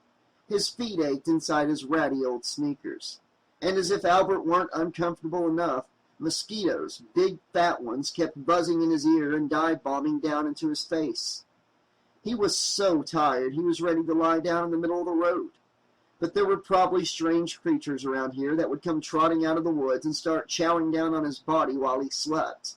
He forced himself onward. And then he turned the next corner and he saw the beginning of the paved road. Heat made the air shimmer above the gray macadam, which added to Albert's feeling of seeing a mirage. He half raised his chubby arms and cheered. The gas station was now only a few minutes away. Ned's weather-beaten gray shack, the old-fashioned pumps, the phone booth. Albert found everything just as it was yesterday afternoon. Utterly quiet, utterly deserted. Remind me never to move to the country, the pudgy boy told himself. It was about as lively around here as a morgue. He trudged on toward the payphone. He was exhausted, but he was proud. He had made it. Then a very depressing thought occurred to him. After he made his phone call, he would have to walk back to camp. Well, maybe he could hitch a ride. Albert opened the doors of the phone booth, the panes of glass folding inward with a screech. Then he screamed. He was wearing his bathing trunks, and that meant his loose change was back at the cabin. For an instant, Albert froze. Then he slapped both pockets of his trunks. Oh, the relief! The joy! There was some change in these pockets as well. He fished out the coins, slipped them in the slot, dialed the number, and waited. His mother answered in the middle of the first ring, as she knew she would. The thought of her sitting by the phone with her stomach in knots, it was enough to tie knots in his own stomach. Happy Mother's Day, he sang out with forced cheer. One day early. There was a static-filled pause. Mom? He asked. Hello? Hello? Came her worried, quavering voice. Hello? It's me, Mom. It's Albert. I'm fine. Don't worry. Well, I'm not having the greatest time, but I'm fine. You were right, Mom. I shouldn't have come. But listen, I wanted to wish you a happy... Hello? She asked again, her voice sounding twice as worried as before. There's no one there, she said. Then hang up, Albert heard his father's equally worried voice say in the background. It must be a crank call, Mrs. Harris said, horror-stricken. I said hang up, his father repeated. Albert started shouting. Mom, it's me! There's something wrong with the connection. Can't you hear me, Mom? I called to wish you a happy... There was a click as the line went dead. Albert slammed the receiver back into its metal cradle with all his might. The gesture didn't release much of his frustration, though, so he picked up the receiver and slammed it down several more times. A fiasco. The entire trip was turning into one big fiasco. Albert had a little trouble squeezing back out of the booth, which made him even madder. He let out a groan and almost primal cry of anger as he popped out of the booth. Then he spotted it. Up the hill, Varner's house, the chimney just peeking out through the trees, and leaking from the chimney's mouth, beckoning to him like a crooked finger, a curl of gray smoke. Varner was home. You would think the guy would man his store once in a while, Albert thought grumpily. If Varner were down here where he belonged, then Albert could use that old black desk phone inside the store. Now he would have to trek all the way up that hill. Climb the hill? Albert's feet throbbed at the thought. But the idea of tramping all the way back to camp without having made his phone call, that was even worse. The whole point of hiking out here was to make sure his mother wasn't worrying. After his call, she was probably worrying twice as hard. It turned out to be easy to find the trail behind Ned's shack, but it was a hard climb. By the time he came out of the woods again at the top of the hill, Albert was breathing loudly through his wide-open mouth. He was facing a large white frame house with a screened-in porch that wrapped around 3 sides. In the front of the porch, there were 2 chairs, a swing, and a rocker. As he came a little closer, he could see a pile of knitting sitting in the base of the rocking chair. That jogged his memory. He vaguely remembered Varner saying something about his mom. "Hello?" Albert called. He was suddenly very wary. Even with the smoke coming out the chimney, the house had an evil look about it. The dark windows were like empty eye sockets in a skull. "Hello?" The last thing Albert wanted to do was startle Varner. These country crazies probably spent the day guarding their property with huge shotguns. With difficulty, Albert forced his thick legs to move, and he started across the lawn. There was something very wrong about this place. He was sure of it. But what? Just my overactive imagination, he told himself. Hello? He put one sneaker on the first stone step up to the porch. What if the guy kept Doberman pinchers or something, and never fed them? It's Albert Harris, Mr. Varner. Hello? From the group of kids that stopped by yesterday. I was just wondering if I could use your phone. There was no response. The house seemed to stare back at him. It was as if the house itself were daring him to come just one step closer. Albert knocked on the screen door to the porch. He could now see a doorbell, but it was located on the wooden door inside the porch. He hated to trespass any further. He wished, he prayed, that Mr. Varner would just hear his knock. Albert waited and waited. No one came. Finally, he opened the screen door, the rusty hinges growling like a monster. He walked one step at a time across the creaking whitewashed floorboards of the porch. There were white lace curtains hanging on the front door, making it hard to see in. The mother's touch, Albert was sure. Varner didn't look like the kind of guy who would put up curtains. Albert pressed the doorbell. Nothing happened. No sound. Nothing. Albert knocked again and tried to peer through the curtain at the room inside. Then, after telling himself he was being an incredible chicken and a scaredy cat, he tried the doorknob. The door was open. Hello? Mr. Varner? The house looked clean and inviting. Nothing fancy, but very well cared for. In fact, there didn't seem to be a speck of dust anywhere. From where Albert was standing, he could see the living room clearly, but he couldn't see a phone. He could also see the open archway to the kitchen. Probably the phone was in there. Mr. Varner? Albert was sweating all over, but this was a different kind of sweat than the one on the hike up here. This was a cold, clammy sweat. Maybe Varner had gone fishing or something. Then Albert could use the phone and get away before Varner came back. And if he didn't make this call, he reminded himself, his mother would be sick with worry. Leaving the front door open, Albert started for the kitchen. He passed a wide wooden stairway. There didn't seem to be anyone on the landing at the top of the stairs. He approached the kitchen archway. With each step, he could see more of the room inside. First, he saw the old white stove with its cast iron claw feet, then the large refrigerator, a model he'd only seen in movies about the 50s, then the knitted sampler on the wall. A clean home is a proud home. And then, as he inched farther forward, he could see the wooden kitchen table. He took another step. Now he saw the first rickety wooden chair, which was empty. The second chair, empty. Then he was in the kitchen, and he was facing the third and final chair. And he was about to throw up, because sitting in that chair was Varner's sweet old mom. Mrs. Varner's rotted and embalmed body was dressed up in a quaint old black dress and white apron. Her dead, unseeing eyes were staring right at Albert. Albert felt as if he were being given electric shock therapy. His entire body shook. His tongue hung out. His eyes bulged. Gagging, he began to back toward the door, when he heard Ned Varner calling out from somewhere deep inside the house. Well, you were right, Mother. You did save that Toll House cookie recipe. How about that? I'll tell you what I'll do. I'll cut it out of the paper for you, and then you can paste it into your scrapbook.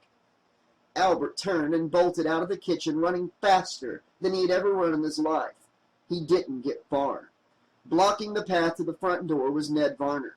The man was wearing the same overalls as the day before, along with a dumbfounded expression on his large, doughy face.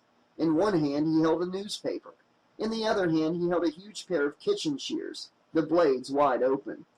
I didn't see a thing, Albert cried. I saw, but I don't care what I saw. What you do, it's your business. Ned Varner snapped the scissors shut.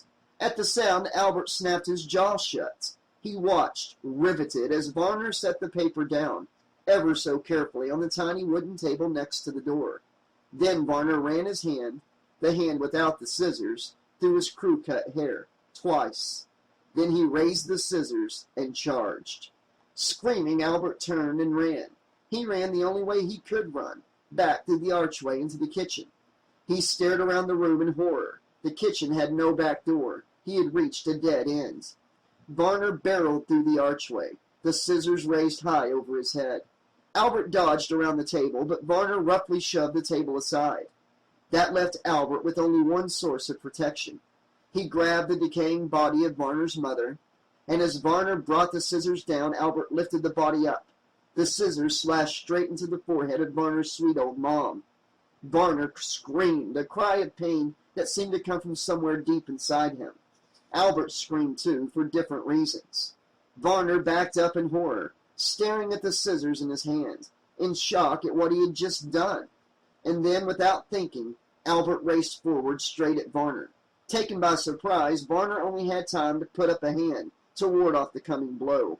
Closing his eyes, Albert banged into the man with all of his might. They both went over, and the scissors went flying. There was no way Albert was going to stick around and try to get to those scissors before Varner. He scrambled to his feet and started running again. He banged out the front door, the porch door, and flew down the steps. He didn't stop running, not once, all the way down the hill. He rolled part of the way, though, because he tripped twice. He didn't look back to see if Varner was coming after him. He didn't need to. He could hear Varner's shouts behind him.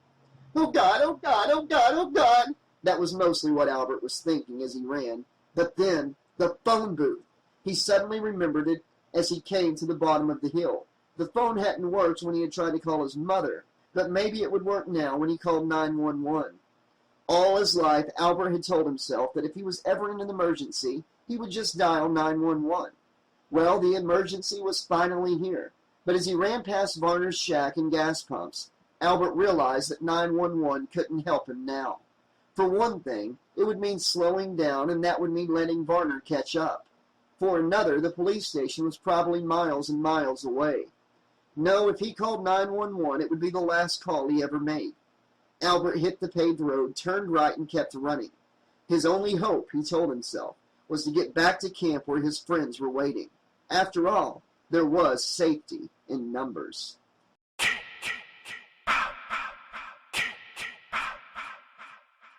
Chapter 14. No pain, no gain. Still running hard, Paul Sexton flicked his sweaty wrist and glanced at his red digital Ironman runner sports watch. So far, he'd been doing 6-minute miles. He'd already finished 4 of them. Every muscle in his body was screaming at him to stop. But he wouldn't stop. Not Paul Sexton. His body could complain as much as it wanted. He was in charge. It was the kind of strength of will that had made him what he was today. Why?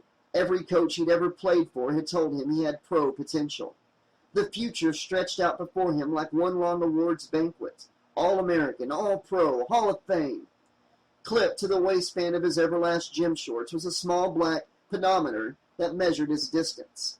When the 4 on the pedometer finally started to roll up, replaced by a 5, Paul started his final kick. He quickly built to a flat-out sprint that raised clouds of dust from the dirt road. He groaned as he ran, and still he ran faster, faster. In his mind, he imagined he was beating Carly in a race for a gold medal, leaving her in the dust. Take that, Carly. He'd never been turned down by a girl before. Never. He ran harder. What a little prima donna she was. He had wasted a whole night on her, a night he could have spent with that little French pastry puff, Monique. Well, he'd make up for it tonight, big time. Paul's groan became a scream as he raised his arms in triumph and crossed an imaginary finish line, accepting the thunderous applause of an imaginary crowd. He jogged to a halt, almost collapsing to the ground. He tried to force himself to keep walking, but every breath was as painful as if he were being stabbed. Wow, he had really pushed himself this time. He smiled proudly, though it came out more like a grimace. He had that rubber-legged feeling that told him he had already had an excellent workout. There wasn't an ounce of strength left in his body. It was as if he had wrung himself absolutely dry. He found the beginning of the trail back to camp and turned off the road, staggering slightly. It was dense brush, and the damp leaves and vines kept grabbing at him, slapping him, scratching him like angry fans who all wanted a piece of him. He staggered on. There was this scary and malevolent buzz in the air. Just bugs, he told himself. He had only gone a few yards winding his way through the thick woods when he heard the footsteps crunching through the brush behind him. He stopped, leaning up against a tree, still panting like crazy. Who's there? He managed to call. Who? No response. The footsteps kept coming toward him. Paul couldn't move. Now that he had stopped walking, resting felt too delicious. With every passing second, his body seemed to grow more tired. Hello, he sang out, but not as loudly as he would have liked. His lungs felt as if they had collapsed. And then the figure pushed through the thick green bushes and came into view. He was a tall man wearing camouflage clothing and heavy black boots. Covering the man's face was a beat-up hockey mask. Only the man's dark, dead eyes shone through. The man was carrying a cardboard box. He was also pointing a double-barreled shotgun right at Paul. Despite his utter exhaustion, Paul got an instant second wind. With a strangled cry, he pushed off from the tree and started to run. The pain in Paul's side, the cramps in his hamstrings, the needle-like ache in his shins, the searing agony in his lungs all started back up at once, twice as bad as they'd been when he was working out. He fell. He got to his feet and started running again. Fell again. Behind him, the man in the mask didn't even bother to run. He never hurried or slowed his pace. He just kept coming. When Paul fell a third time, he knew in his bones that it was no use. For the first time in his life, it looked as if Paul Sexton might lose a race.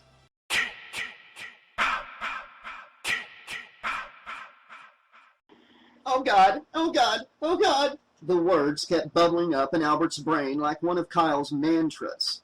He was still running. He hadn't stopped since he left the gas station. Well, he jogged part of the way, but every time he slowed down, he heard Varner in the distance, making his way after Albert through the woods. The sound always inspired him to push himself harder. Albert had left the dirt road, thinking he might lose himself in the woods. Mistake number 9,000,001, he now told himself.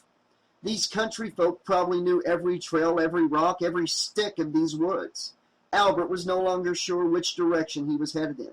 He'd probably end up back at Varner's house. He couldn't think like that.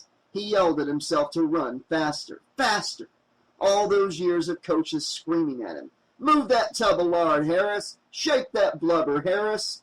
He had never met a phys ed teacher he didn't hate. Now he had found the ultimate phys ed nightmare. A coach with a pair of kitchen shears about 6 inches long. A coach who wanted to punish him for being out of shape. With death. He ran on, coming now to a tiny clearing in the woods. Oh God! Oh God! His mother had been right. She told him not to come up here. She told him. Well, you wouldn't listen, would you, Albert? No, you wouldn't. And now you're going to have to die. Albert's left sneaker caught a hole, his ankle turning and wrenching. The boy tripped and went flying, his head banging up against a tree stump with a sickening thump. He saw stars. He wasn't sure if he had blacked out. But then he remembered where he was and what would happen to him if he stayed there. He shook his head and struggled desperately back to his feet, like a boxer trying to beat the referee's 10 count. As he stood, he caught a glimpse of what had tripped him. A few feet away, a white stone marker stuck up from the ground. In front of the stone, a hole had been dug. He didn't have time to think about what any of it meant. Through the trees, he could see the blue of Varner's overalls as the man made his way into the clearing. Albert started to limp away. His ankle felt broken. He couldn't run any more. It was useless. Blubbering now, sure he was about to die, Albert bent down to scoop up some rocks. He waited until Varner was about 20 yards away. Then he launched the first rock at him with all his might. It didn't hit Varner. It thwacked off a pine tree about 5 yards to his right. But Varner looked surprised, and he stopped plodding toward Albert. He stood there, apparently considering the situation. I told you! Albert screamed. I told you I don't care what you... He threw another rock. Missed. What you do in your house, please! Just leave me alone. I promise. I won't say a word. As he threw more stones, all of which sailed wide of their mark, Varner's jaw slowly dropped. It was as if he couldn't believe that Albert would have the nerve to fight back. And then, and only then, it occurred to Albert that Varner wasn't looking at Albert. He was looking past him. and that meant that whatever was making Varner's jaw drop was coming up behind Albert's. Albert turned slowly, suspecting some kind of trick. He found himself looking up into the face of a man wearing a white hockey mask. At that same instant, the man in the mask seemed to punch Albert right in the stomach. That's what it felt like. A thud. Like the time in the 2nd grade when a bully on the playground had punched Albert in the exact same spot. Except now the man in the mask pulled back his hand, and Albert saw what the man was holding. A long metal hunting knife, dark and wet with blood. Albert's blood. And then the man in the mask punched him again.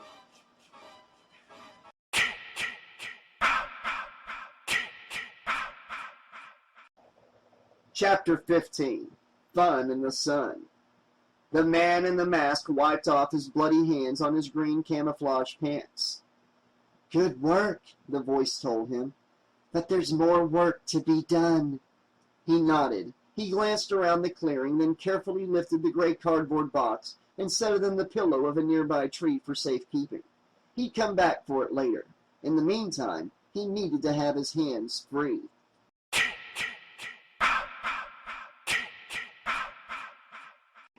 "Isn't this excellent?" Boone asked as he paddled the canoe.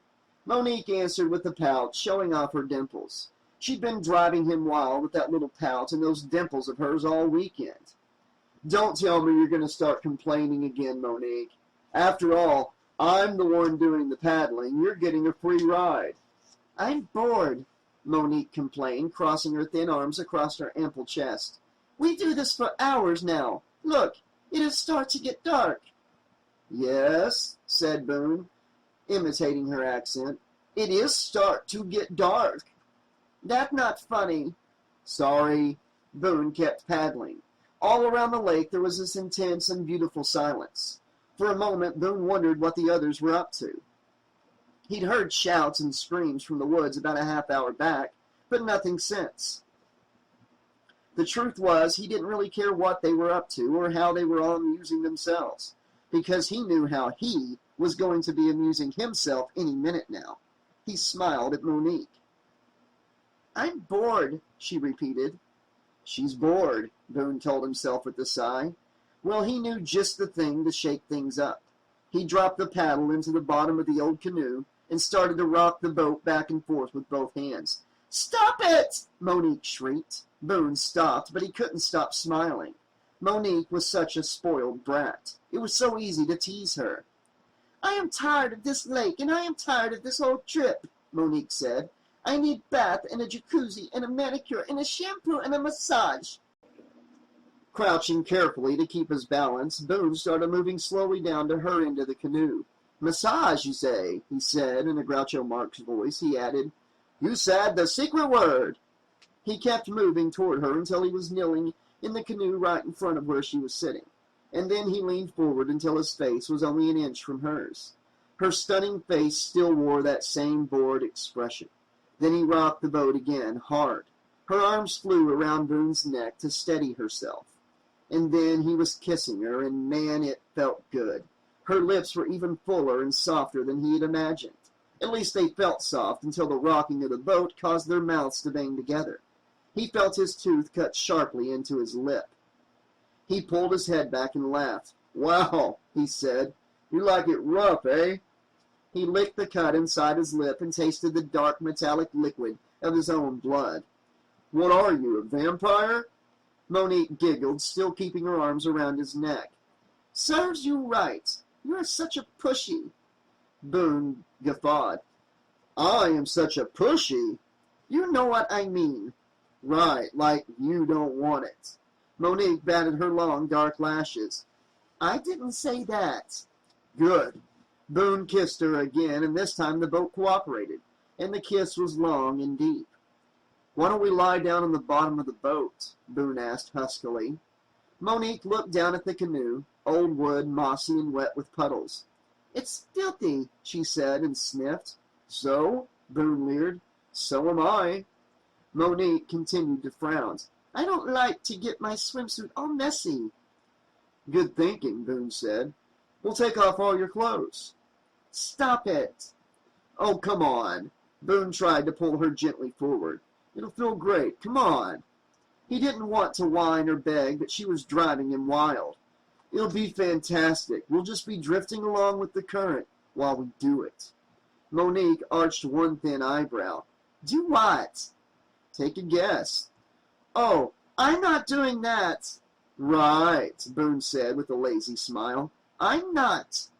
We'll see. That's right, you'll see.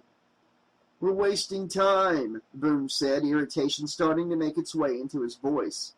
Who's in such big hurry? I am, Boone admitted with an easy laugh. My whole body is beginning to ache. I like you, Boone, Monique said in an offhand way. But I not care if you are Tommy Cruise. I'm not getting down into that muck and dirt. She waggled a finger at him. I told you. You should have taken me to a resort if you want to win me over. A resort, Boone thought with annoyance, like he could ever afford that.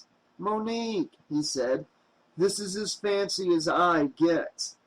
Suddenly he stood. He grabbed Monique around the middle and pulled her up as well. The boat was rocking wildly now as he tried to pull her down with him, down into the bottom of the boat. Boone knew that lots of times girls liked it if you just went for it in one fell swoop like that. That way they could tell themselves the whole thing wasn't their idea. But Monique was struggling, and Boone's attempt at seduction was quickly turning into a wrestling match, and the canoe was about to capsize. I said no! Monique yelled. Monique, the boat! It was too late. Now Boone was holding on to Monique not out of passion, but only to steady himself. And the next moment the canoe had tipped violently and Boone was flying out. Monique squatted down, holding onto the boat's wooden sides. She was laughing happily. Boone made a huge splash. The water sprayed her, but she just laughed harder. For the first time in hours, she didn't feel bored. The boat settled down. She waited for Boone to resurface. He didn't. Boone?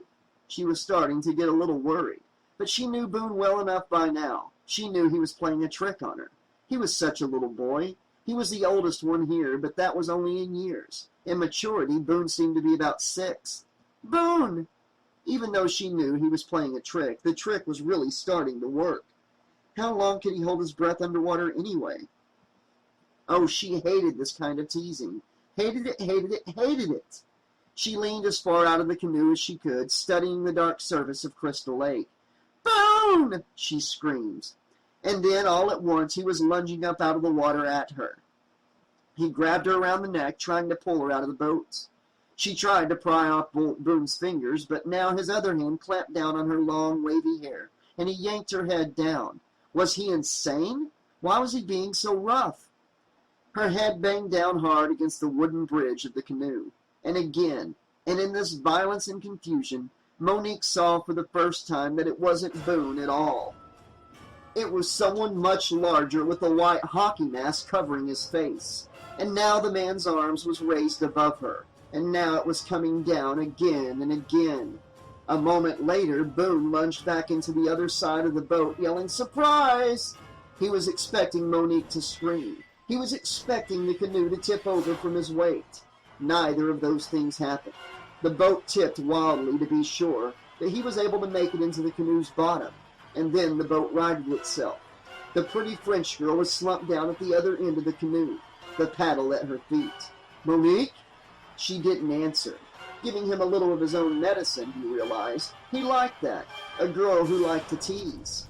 He started his crouch walk toward the other end of the canoe. Monique? It was then that he saw the blood trickling into the water at the bottom of the canoe. The dark redness was spreading toward him fast, as if it were out to get him. Monique! He moved forward as quickly as he could. Boone was almost upon her when he froze. Monique's clothes were slashed and drenched with blood. Boone had no idea who had done this, but in one split second he instinctively realized that he was next. He picked up the paddle from the bottom of the canoe and stood up straight. He was just in time, because that was the moment when the hunter attacked again. Boone swung the paddle with all his might.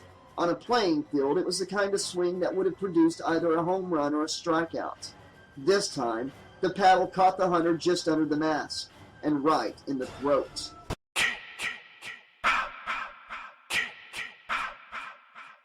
Chapter 16. Dusk. It was getting too dark to read. Carly marked her place in her romance novel with the tasseled leather bookmark her mom had bought her for her, along with the book. From the library of Carly MacDonald the Magnificent read the bookmark's gold print. Mom was pretty corny, but Carly didn't mind. It was strange. Now that she had put over 100 miles of distance between them, she was feeling a lot closer to her mother. Sure, Mom was overprotective, but that was just because she loved Carly so much. Anyway, it was up to Carly to stand up for herself. Carly walked outside, letting the screen door bang shut behind her. The cabins all looked empty. Where was everybody, anyway? She wouldn't put it past the other kids to go off and do something, in town, say, without bothering to come look for her. Oh well, it was her fault for going off and reading. She started down the trail to the lake. Boone's rock music was no longer blaring. There was just this staticky sound broadcasting from the tree speakers. Apparently the tape had run out long ago. Carly felt sure she'd find someone hanging out down there. There was always a place where any group congregated. In houses, it was usually the kitchen. On this trip, it was the dock. Sure enough, when she came out of the trail, she saw Kyle and Suzanne, still sitting back to back at the edge of the pier. Those two were truly unbelievable. How long could they meditate? Dusk had fallen fast, the huge orange sun setting into the dark waters of Crystal Lake. Carly had to walk all the way to the end of the pier before she saw that both teenagers' throats were cut. It was as if a knife had been drawn across her own throat, except that what came out of her was not blood, but sound, a piercing scream that felt as if it were ripping out of her vocal cords.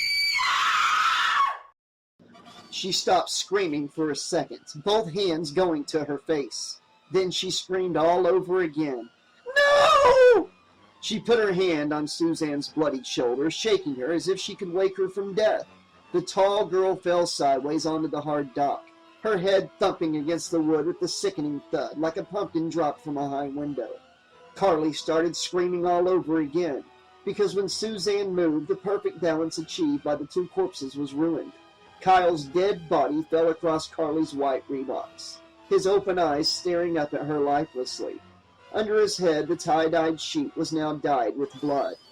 Carly moved back so quickly she almost fell off the edge of the dock. Then, stepping widely around the dead body, she started running back to camp, her sneakers slapping hollowly against the wooden dock. She stopped before the entrance to the now dark trail. "Help!" she screamed at the top of her lungs. "Boone! Boone!" She screamed for several minutes, shouting for Boone, for Paul, for anyone. There was no response from the lake, not so much as an echo. Even if no one from the group could hear her, she prayed that there was someone who was living by the lake, someone who could come and help. And then Boone's words came back to her. No one comes out here, ever. Which meant she was all alone in the dark, in the woods, with a crazed killer, and no one to help her, or save her but herself. She started to run and didn't stop, once, all the way back to the cars! The cars! That was her only thought now, her only hope. She would drive somewhere, get help. Driving had always scared her, but right now being safe inside a locked car seemed like the most wonderful idea ever. She tried the Volkswagen van first. The doors were locked. She pulled on the door handle with all her might, as if there were a way she could open the door by sheer strength of will. How could they have locked the van? Kyle and Suzanne were both so laid back. They never remembered to lock anything. They always left. Carly stopped short. Hanging from the ignition was Kyle's lucky rabbit's foot. He had locked his keys inside the car. Carly slapped the window with both hands. Then she was running again through the tall grass to the red convertible. Paul had put the top up and had left his car open, bless him. But there were no keys. Carly considered locking herself inside the car and waiting for the rest of the group to return.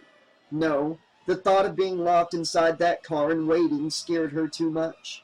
She had to feel like she was doing something to save herself, even if there was nothing to be done. There stood Boone's huge motorcycle parked near a tree. She didn't even bother to check it for keys. There was no way she could ride that thing, she was sure. Getting on the Kawasaki would be as good as committing suicide. She raced past her own cabin and started down the trail back into the woods. Paul had tried to lure her into his cabin this morning before their jog. Which one was it? Cabin 21? 22? She knew it when she saw it. She flung open the screen door. She found Paul's pants on the floor and grabbed them, slapping the pockets furiously. No keys. She turned, eyeing the messy cabin desperately. Where did he put them? He wouldn't take his keys with him while he jogged, would he? She dumped out Paul's suitcase, though that seemed like the wrong place to look.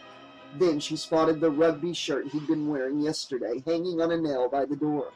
She ripped the shirt from the wall and tried the front pocket. Sunglasses, gum, keys. She was running again, the door banging shut behind her. Outside, it was getting darker and darker. The only light now was the cold light of a full moon. For the first time, she realized that her face was wet with tears. She had no memory of having cried. When she got back to Paul's car, her hands were trembling so badly she couldn't fit the keys into the ignition. Come on, come on, come on, she urged herself. Finally, the key slipped into the slot. She suddenly thought to lock the door beside her, making sure the passenger side was locked as well. She got the car started, the headlights on. Then she looked down at the stick shift and felt like she was about to throw up. She barely knew how to drive a car with automatic transmission. How would she ever get away now? She would have to try. Try to remember. She had seen plenty of people driving stick. There was a clutch or some such thing. She lowered her head and peered at the floor. Then suddenly she stopped as if paralyzed, the tiny hairs on the back of her neck standing up straight. When she'd gotten in the car, she hadn't looked in the back seat. Every instinct in her body now told her she was about to be attacked. She whirled. The back seat was empty. Smash! The windshield splintered. The glass stayed in place, cracked into a spider's web. In that confusing instant, it was hard for her to see out through the now white and broken glass. But she could dimly make out her attacker. A tall, wiry man with a white hockey mask and a shotgun. He was using the butt of the gun as a club. He struck the windshield again, and this time the gun came through the glass, stopping only an inch from Carly's chin.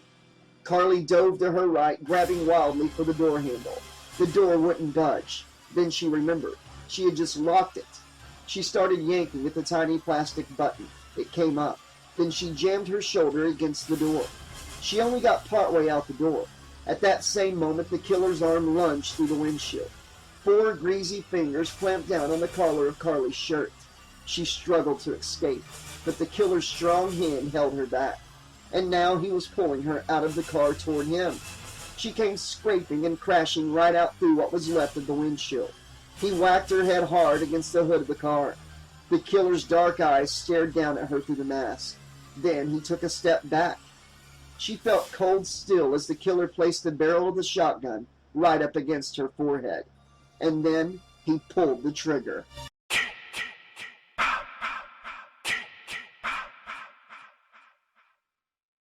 Chapter 17.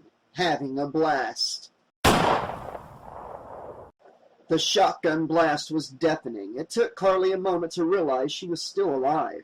She was sprawled across the hood, shards of glass sparkling in her hair like jewels. In front of the car, illuminated by the ghostly glow of the headlights, the horrific fight continued. It was Boone who had saved her. He must have knocked into the man just as the gun went off, ruining his shot. Now he was riding the killer like a cowboy on a wild bronco. He seemed to be whipping the man, raising and lowering his right arm down onto the killer's back again and again. Then Carly saw the knife in Boone's hand. Boone's hunting knife, the one he had used to scare her last night. Blood geysered from the killer in all directions, gushing and spurting. The killer dropped his shotgun and began wildly slapping his hands back at Boone, trying to get him off his back at all costs. But Boone kept stabbing, and slowly, the killer's movements began to slow. Then he sunk to one knee. When Boone's still on his back, he fell face forward in the dirt. Boone continued to stab him. Finally, he realized the man was dead.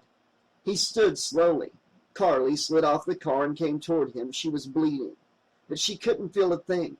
Her body and her mind were numb. "Monique," he panted hard, breathing through a wide-open mouth. She's dead." "So are Kyle and Susan," she said. "I know," Boone said. "I saw them on the way here. He turned and looked at the killer's fallen body. "I thought he drowned. I thought he was dead. No more words came. He stared at her helplessly. Carly stared back at him for a moment, and then the tears began, racking sobs that shook her body hard. Boone wrapped his arms around her, holding her to his chest. "Oh, God," he groaned. "This is all my fault. I never should have brought you guys out here." She was crying too hard to respond. "But I swear to you, Carly, I never thought any of those old stories about this place were true.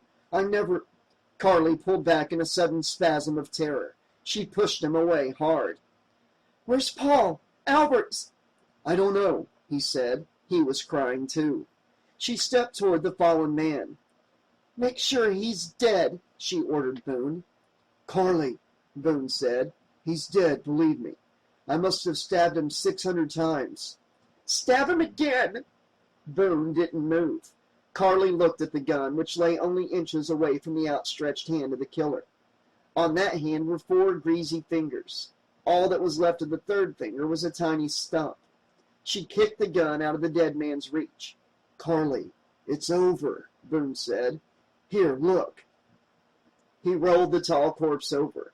Then he stuck the toe of his shoe under the edge of the white mask, about to pry it off with the foot. "Don't," Carly said, grabbing his arm. "I don't want to see his face." She pushed him away. "Come on, Boone. What are we doing? We've got to go get help, now. Boone! Paul and Albert might be wounded." "You're right," Boone said, but in a way that suggested he didn't feel much hope for Paul or Albert. Unseen by either Carly or Boone, the 4 fingers on the hunter's right hand began to twitch. Boone took Carly's arm, leading her toward his motorcycle. He climbed up, jammed the key in the ignition, and hit the electronic starter button. The large Kawasaki roared to life like some snarling metal beast. Carly could feel the hot breath of the exhaust against her bare and bloody legs. Boone didn't have his helmet. There was no time for that now. Putting her arms on Boone's back for support, she swung one leg over the bike. Then she clutched Boone's stomach in a bear hug so tight she doubted if he could breathe. He didn't complain. He swung the bike in a wide arc, doing a U-turn of sorts in front of the circle of cabins. Then he aimed the bike toward the road. He was driving past the shattered red convertible when the second shotgun blast exploded through the still night air. Chapter 18. An Open Grave. "Boone!" Carly screamed. It was no use. There was no way he could hear. She was still holding Boone's body on the bike, but the shotgun blast had blown away Boone's head. For a moment, the motorcycle continued to hurtle forward. She grabbed frantically for the handlebars, her hands on Boone's, trying to steer. But the bike was slowing down fast. It fell onto its side with Carly and Boone trapped underneath. As she wriggled free, she felt her skin scrape across the searing hot metal near the exhaust pipes. Her leg felt like it was on fire, but she got back on her feet and started running. She looked back. She couldn't see the killer. She was so frightened she could barely think. Her only prayer was that he had only the strength left for one last shot, that now he was dead at last. Another blast ripped through the darkness.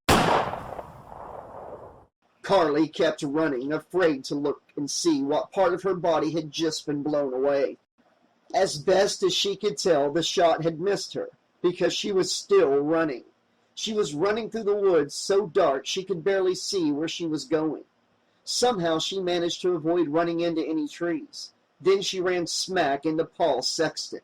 His athletic body had been nailed to a tree with a huge knife. She was beyond screaming, beyond crying. Gritting her teeth, she worked the handle of the large knife until the blade came free from the tree bark and free from Paul's guts. Paul fell at her feet, lying there with his head down as if he were asking her for forgiveness. She backed away, then turned and started running. At least now she was armed. She had no idea where she was going.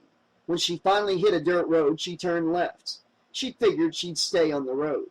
At least here there was a chance, however slight, that she might be able to flag down a passing car. She didn't see any cars, not one. But after 20 minutes of running, she saw the back of an old gray 2-story house. The house was set back from the road across a large field. Maybe there was someone home, or at least a phone she could use. She started over the field. Out in the open field, the moonlight had a better chance of reaching Earth, and Carly could at least see where she was going. Up ahead, there was this huge mound of black dirt.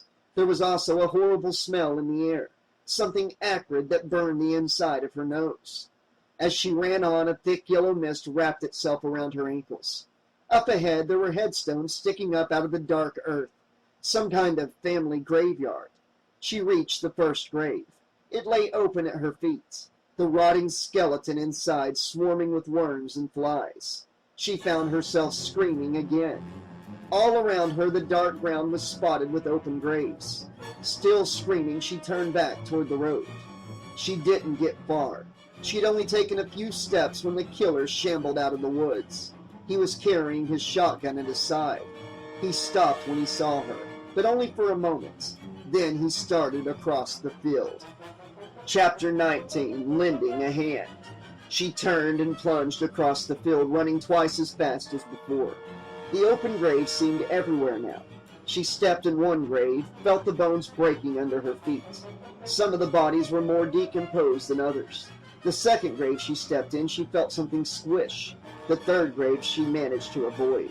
But as she ran by, a bony hand shot up out of the ground and grabbed her ankle. She was screaming now. Or maybe she wasn't screaming, she no longer knew. She pulled on her ankle as hard as she could, but the hand was powerful and held her firm. At the same time, across the field, she could see the killer coming steadily closer. He was staggering pretty badly, and even from this distance, she could see how bloody he was. But he was still coming. How much energy would it take for him to blow her brains out? She yanked her foot with all her might and finally managed to pull it free. There was a snapping sound. For the first time, Carly realized what had really happened. She had caught her foot on a root. There was no skeleton, no hand. She was losing her mind.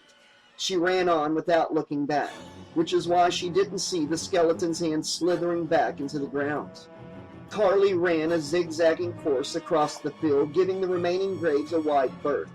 As she approached the large mound of black earth, the burning smell grew stronger. There were strange sounds in the air as if distant screams, and the ground was wriggling and alive with gross white worms. Was she in hell? Yelling in disgust and horror and fear, she ran on, her sneakers squishing right over the bugs. When she reached the house, she pounded on the back door with the handle of the knife. But it was of no use, and she knew it. She'd been screaming her head off in the field. If there was anyone home, wouldn't they have heard her by now? She rattled the knob, locked, and the killer was halfway across the field. She kept running. She had to stay out of his shooting range. She came to another dirt road, ran straight across it. Her only hope, she now decided, was in the thick, dark cover of the woods. She ran through the brush as fast as she could. It was slow going. The trees seemed to loom up at her out of nowhere, as if trying to brain her. Whenever she stopped and listened, she heard nothing. No approaching footsteps. The silence felt scarier than sounds. She knew the ground was wet and she was breathing hard. How could she possibly hear him? All the same, she was sure he was there, somewhere, out there, still coming. She kept running, only to reach a dead end, the dark waters of Crystal Lake. She was about to wade out into the lake and start swimming when she remembered. She couldn't swim, not even when a psychotic killer was stalking her. She'd drown for sure. She wanted to drop to the ground and weep, but somehow she didn't think that the man in the mask would comfort her when he caught up with her. Now what? She couldn't go back the way she had come. Or could she? She looked at the deep, clear track she had made through the wet mud that led to the water's edge. Everyone knows how to swim, Paul had said, and all at once she had a plan. She started out into the water, wading to her left. When she'd gone about 30 yards, she cut back into the woods, found a good climbing tree, and climbed. She kept climbing until she had reached the thickest part of the leaf cover. Then she hid herself and waited. She knew she couldn't swim. The killer did not. Almost immediately, she started cursing herself for not going farther while she was in the water. From where she was now hiding, she could see her old trail. and that meant he would be able to see her. It only took moments for the killer to emerge from the dark woods. He followed her tracks right to the water's edge. Then he looked out into the water, thinking. "Swim!" Carly begged him silently. The killer did not swim. His masked head turned as he looked back down at her tracks. Carly's heart, which had been pounding hard, now doubled its efforts. And then the killer lifted his masked head and stared up at the trees. He turned his head first this way, then that. Then he stopped turning. He was staring straight at Carly.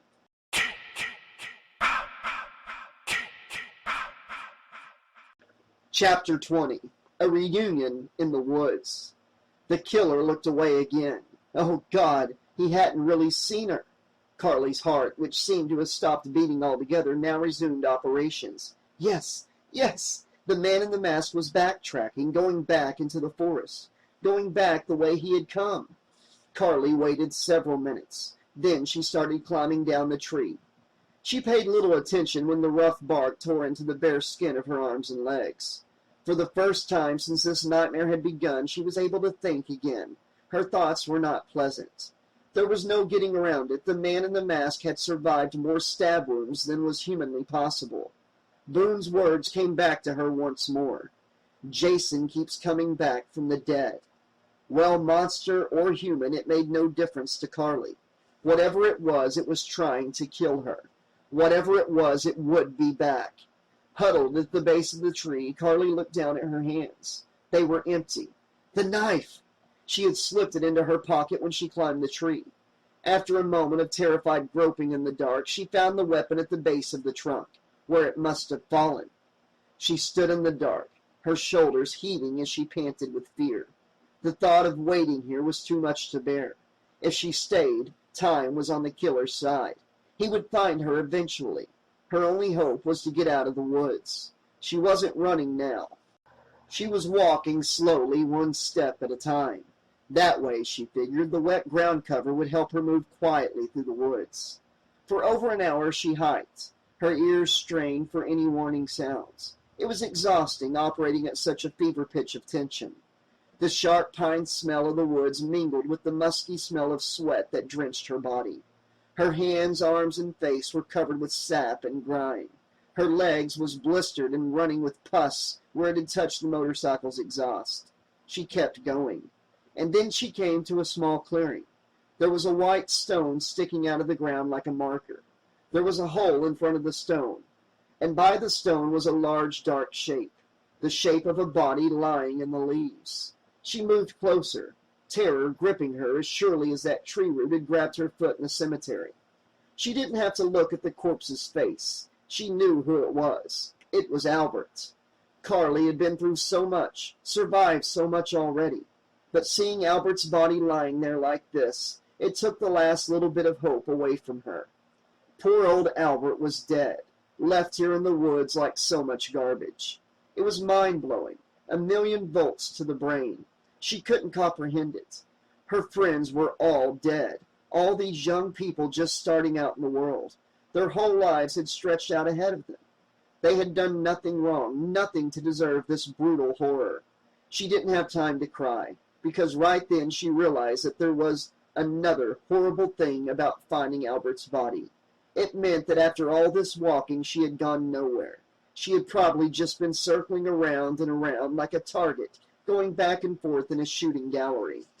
Right then she knew she would never make it through this night or out of these woods alive. She staggered on for several yards before she saw the next body. This time she didn't recognize the face right away. Then she realized where she had seen this man before. It was Ned Varner, that strange man at the gas station, dead like the rest. Carly felt as if she was about to faint. Then she felt like she might throw up. Her mother had always coached her on various safety precautions. Carly had never needed any of them before in her life. Now one of the tips actually came in handy. She bent over, hanging her head way down so the blood would rush back to her brain. And after a moment, the nausea and the faintness began to pass. She straightened slowly. She still felt weak, and she put her hand out against a tree to steady herself.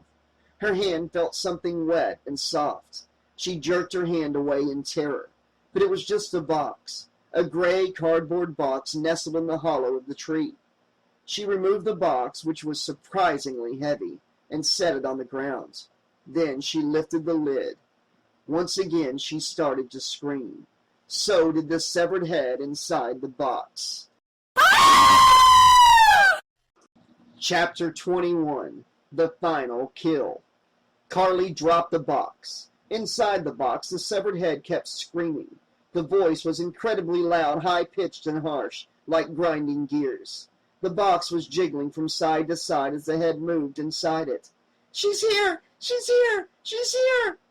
From where she was standing, Carly could just barely see into the box, could only see the tight curls of iron gray hair on top of the woman's head. She had already gotten a close-up look at the rotted old flesh, the dark eyes burning with anger. Somehow, though, seeing that little bit of hair was even worse. Carly backed up a few steps, but it was as if her entire body were a funny bone that had been whacked with a rubber hammer. She felt totally and unpleasantly light. She couldn't move. Now she heard the sound of someone thrashing loudly back toward the clearing. She backed away from the sounds. "She's here, you fool!" the head shouted. The box shook as the head struggled to scream even louder. "Kill her! Kill her!" The murderer emerged from the darkness, shotgun in hand. His white mask caught and reflected the thin beams of moonlight that filtered down through the trees. Carly took another step back, hit a rock, and stumbled.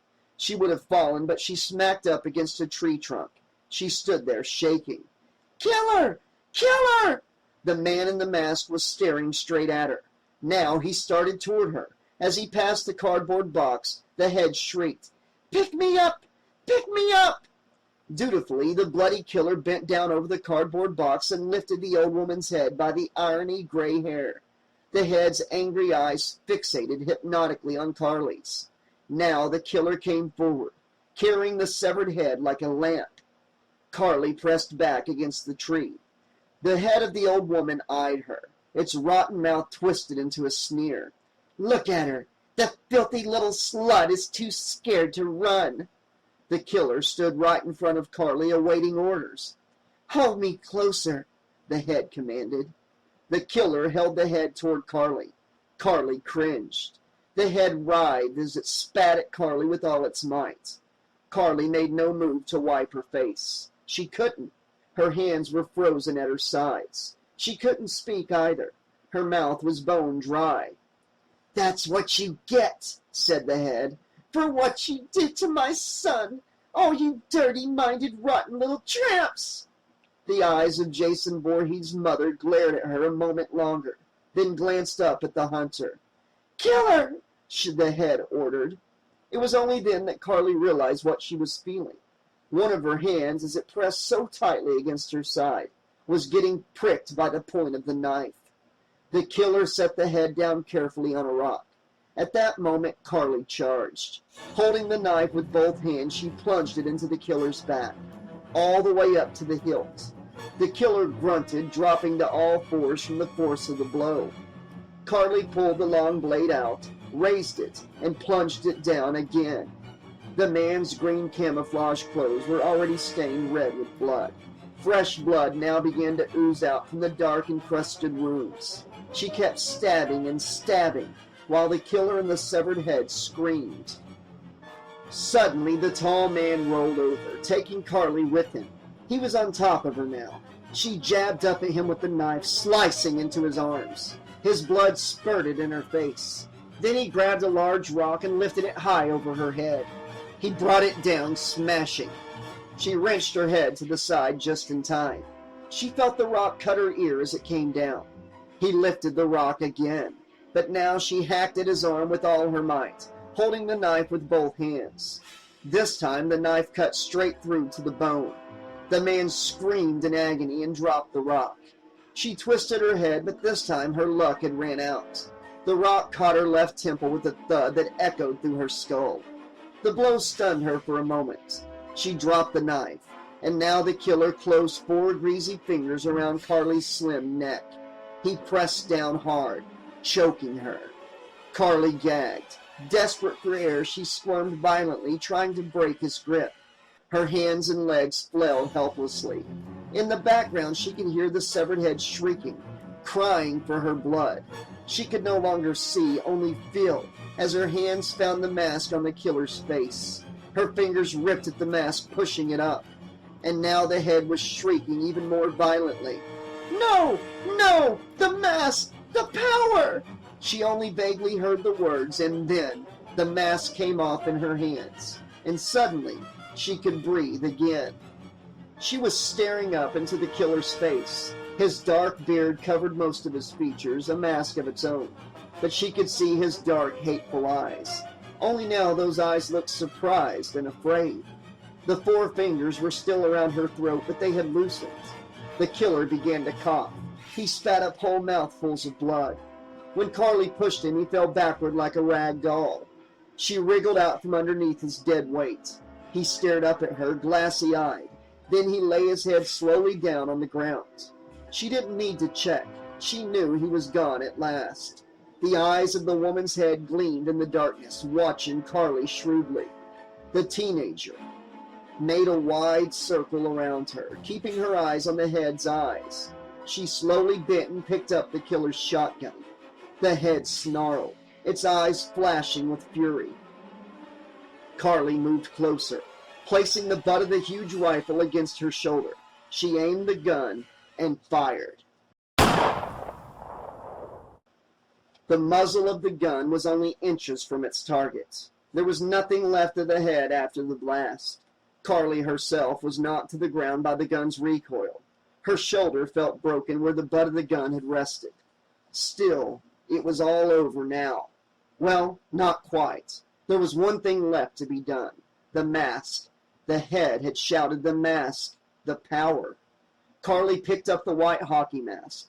Without looking back at any of the bodies strewn throughout the clearing, she started through the woods. She hiked all the way back to the campgrounds. The whole time she was walking, it was as if her brain were dead. There were no thoughts going through it. Only the one thing she had to do. Her plan. It was probably good that she kept moving. As soon as she rested, the shock would hit. Absorbing the horror that had occurred here tonight, it might be harder on her than experiencing it in the first place. She found Boone's canoe near the dock. He had pulled it up across the mud by the lake's edge. One end of the canoe was stained with Monique's blood. Monique's body lay nearby, her arms folded across her chest like a mummy. Carly searched by the water's edge for a large rock. She pulled one from the mud. There was a sucking noise as the ground finally released the stone, which was almost too large for her to carry. She had to bend over double as she walked back to the canoe. A crazy thought came to her, lifting heavy objects. Her mother always yelled at her for that, saying she'd hurt her back. Well, all those worries of her mother's, all those rules, they were broken once and for all, shattered. And even in the midst of this nightmare, Carly felt a freedom in that, a sense of power all her own. She bent over farther as not to drop the rock into the canoe bottom and crack the wood. Then she tossed the mask into the canoe as well. She put her good shoulder against the side of the canoe, dug her sneakers into the wet mud, and pushed with all her might, slowly forcing the canoe out into the water. When the canoe was floating, she climbed in. The canoe rocked hard, and she was sure for 1 second that it was going to tip. That would be the ultimate irony, she thought. Girl escapes crazed killer, drowns in 1 foot of water. But the boat did not flip over. She paddled way out in the center of the lake until the dock at Camp Crystal Lake had receded to a pinpoint. Then she put the paddle on the bottom of the boat. She picked up the mask. While he was wearing the mask, the killer had survived every attack. Without it, he was only human. The key to all the bloodshed that had happened here tonight, it was right in her hands. Using its plastic strap, Carly placed the hockey mask over the rock. Then she hefted the heavy load of rock and mask. She struggled to get the rock above the edge of the canoe. Then she tossed it into the murky waters and watched it sink. The lake gulped as it swallowed the last souvenir of the death curse of Crystal Lake. Carly slumped in the bottom of the boat. She let the canoe drift wherever it wanted. She had never been this tired in her life. Even opening her eyes felt like an impossible strain. She squinted at her watch. It was after midnight, which meant it was...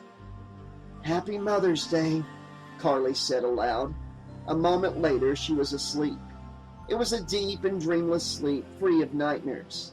And when she woke up an hour later, she wasn't scared.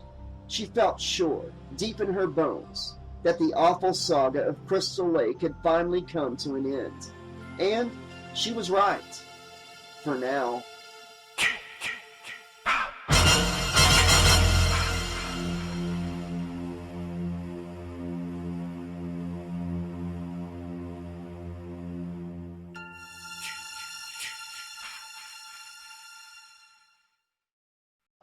Hi, how's it going? This is the 80s slasher librarian Josh LaRue. I hope you've enjoyed my audiobook of Friday the 13th Mother's Day by Eric Morse, aka William Pattison.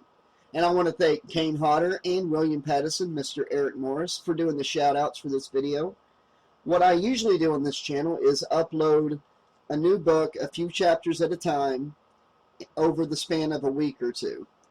Here a day, there a day, here a day, there a day, few chapters. And whenever I do that, I'm able to do an outro commentary on each upload where I get to discuss the chapters of that night's upload. But I realize not everybody's here whenever I'm posting these live. So I'm throwing all of my complete audiobooks together in one file for new subscribers and listeners like yourself, and also for older subscribers that want to hear the book again without having to go through each individual upload. But if you would like to hear my thoughts on each of the uploads, you know, I gave thoughts on about every 2 or 3 chapters. I did a little 5 to 10 minute spill on what I thought of those chapters. Then you can go back to my playlist and listen to the book, to this book or any other book with the individual uploads of like chapters 1, 2, and 3, and then another upload for 4, 5, and 6, and so on and so forth. But I really enjoyed this book. I know it had the possession angle in it, but I think they handled it quite well. I think Eric Morse did a fantastic job with this book, and I love the Pamela Voorhees aspect of it. Let me know what you thought about this book down in the comments section. This has been your friendly neighborhood 80s slasher librarian, saying thanks for listening. Where the woods go black by the lake, the time forgot. Teenage dreams and rebel screams are rotting where they fought. 100 days, the box is sealed, the mask of death inside. He puts it on, the voice is real, and now he's Jason's eyes.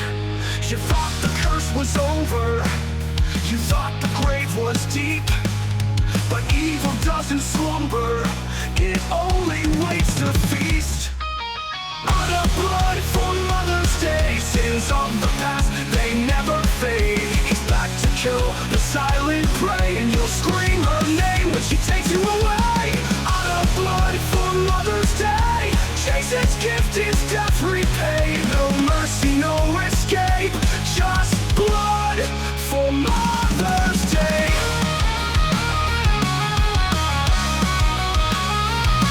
Fires burn, the stories start, the legends bleed like knives. And in the dark, the trees are sharp, and teens trade in their lives.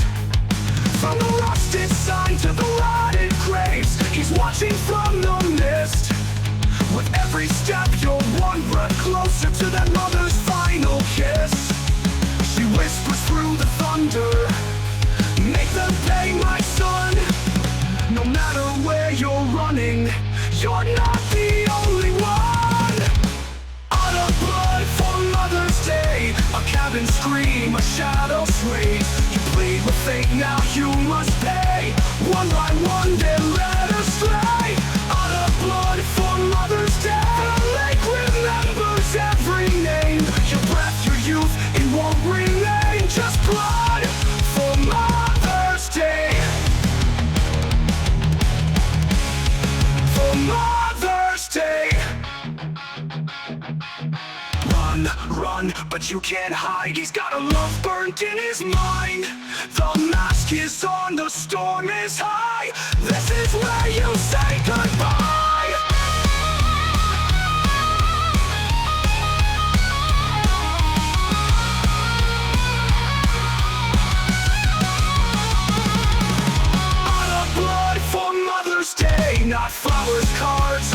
precious sage, a silent sphere, and one last blade. The curse lives on in Jason's name. Out of blood for Mother's Day. You thought it ended yesterday. A crystal lake still drains away with blood for Mother's Day. For Mother's Day.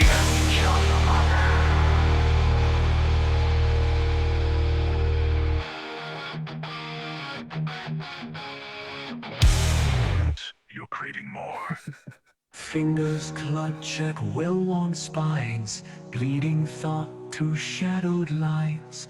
Out of print, but never out of mind. He reads the fears you'll always find. Each tale turns razor sharp. His voice strings you like a harp. Silence screams behind locked doors. Librarian knows you're creating more. Each tale turns razor sharp. His voice strings you like a harp. Silence screams behind locked doors. Librarian knows you're creating more.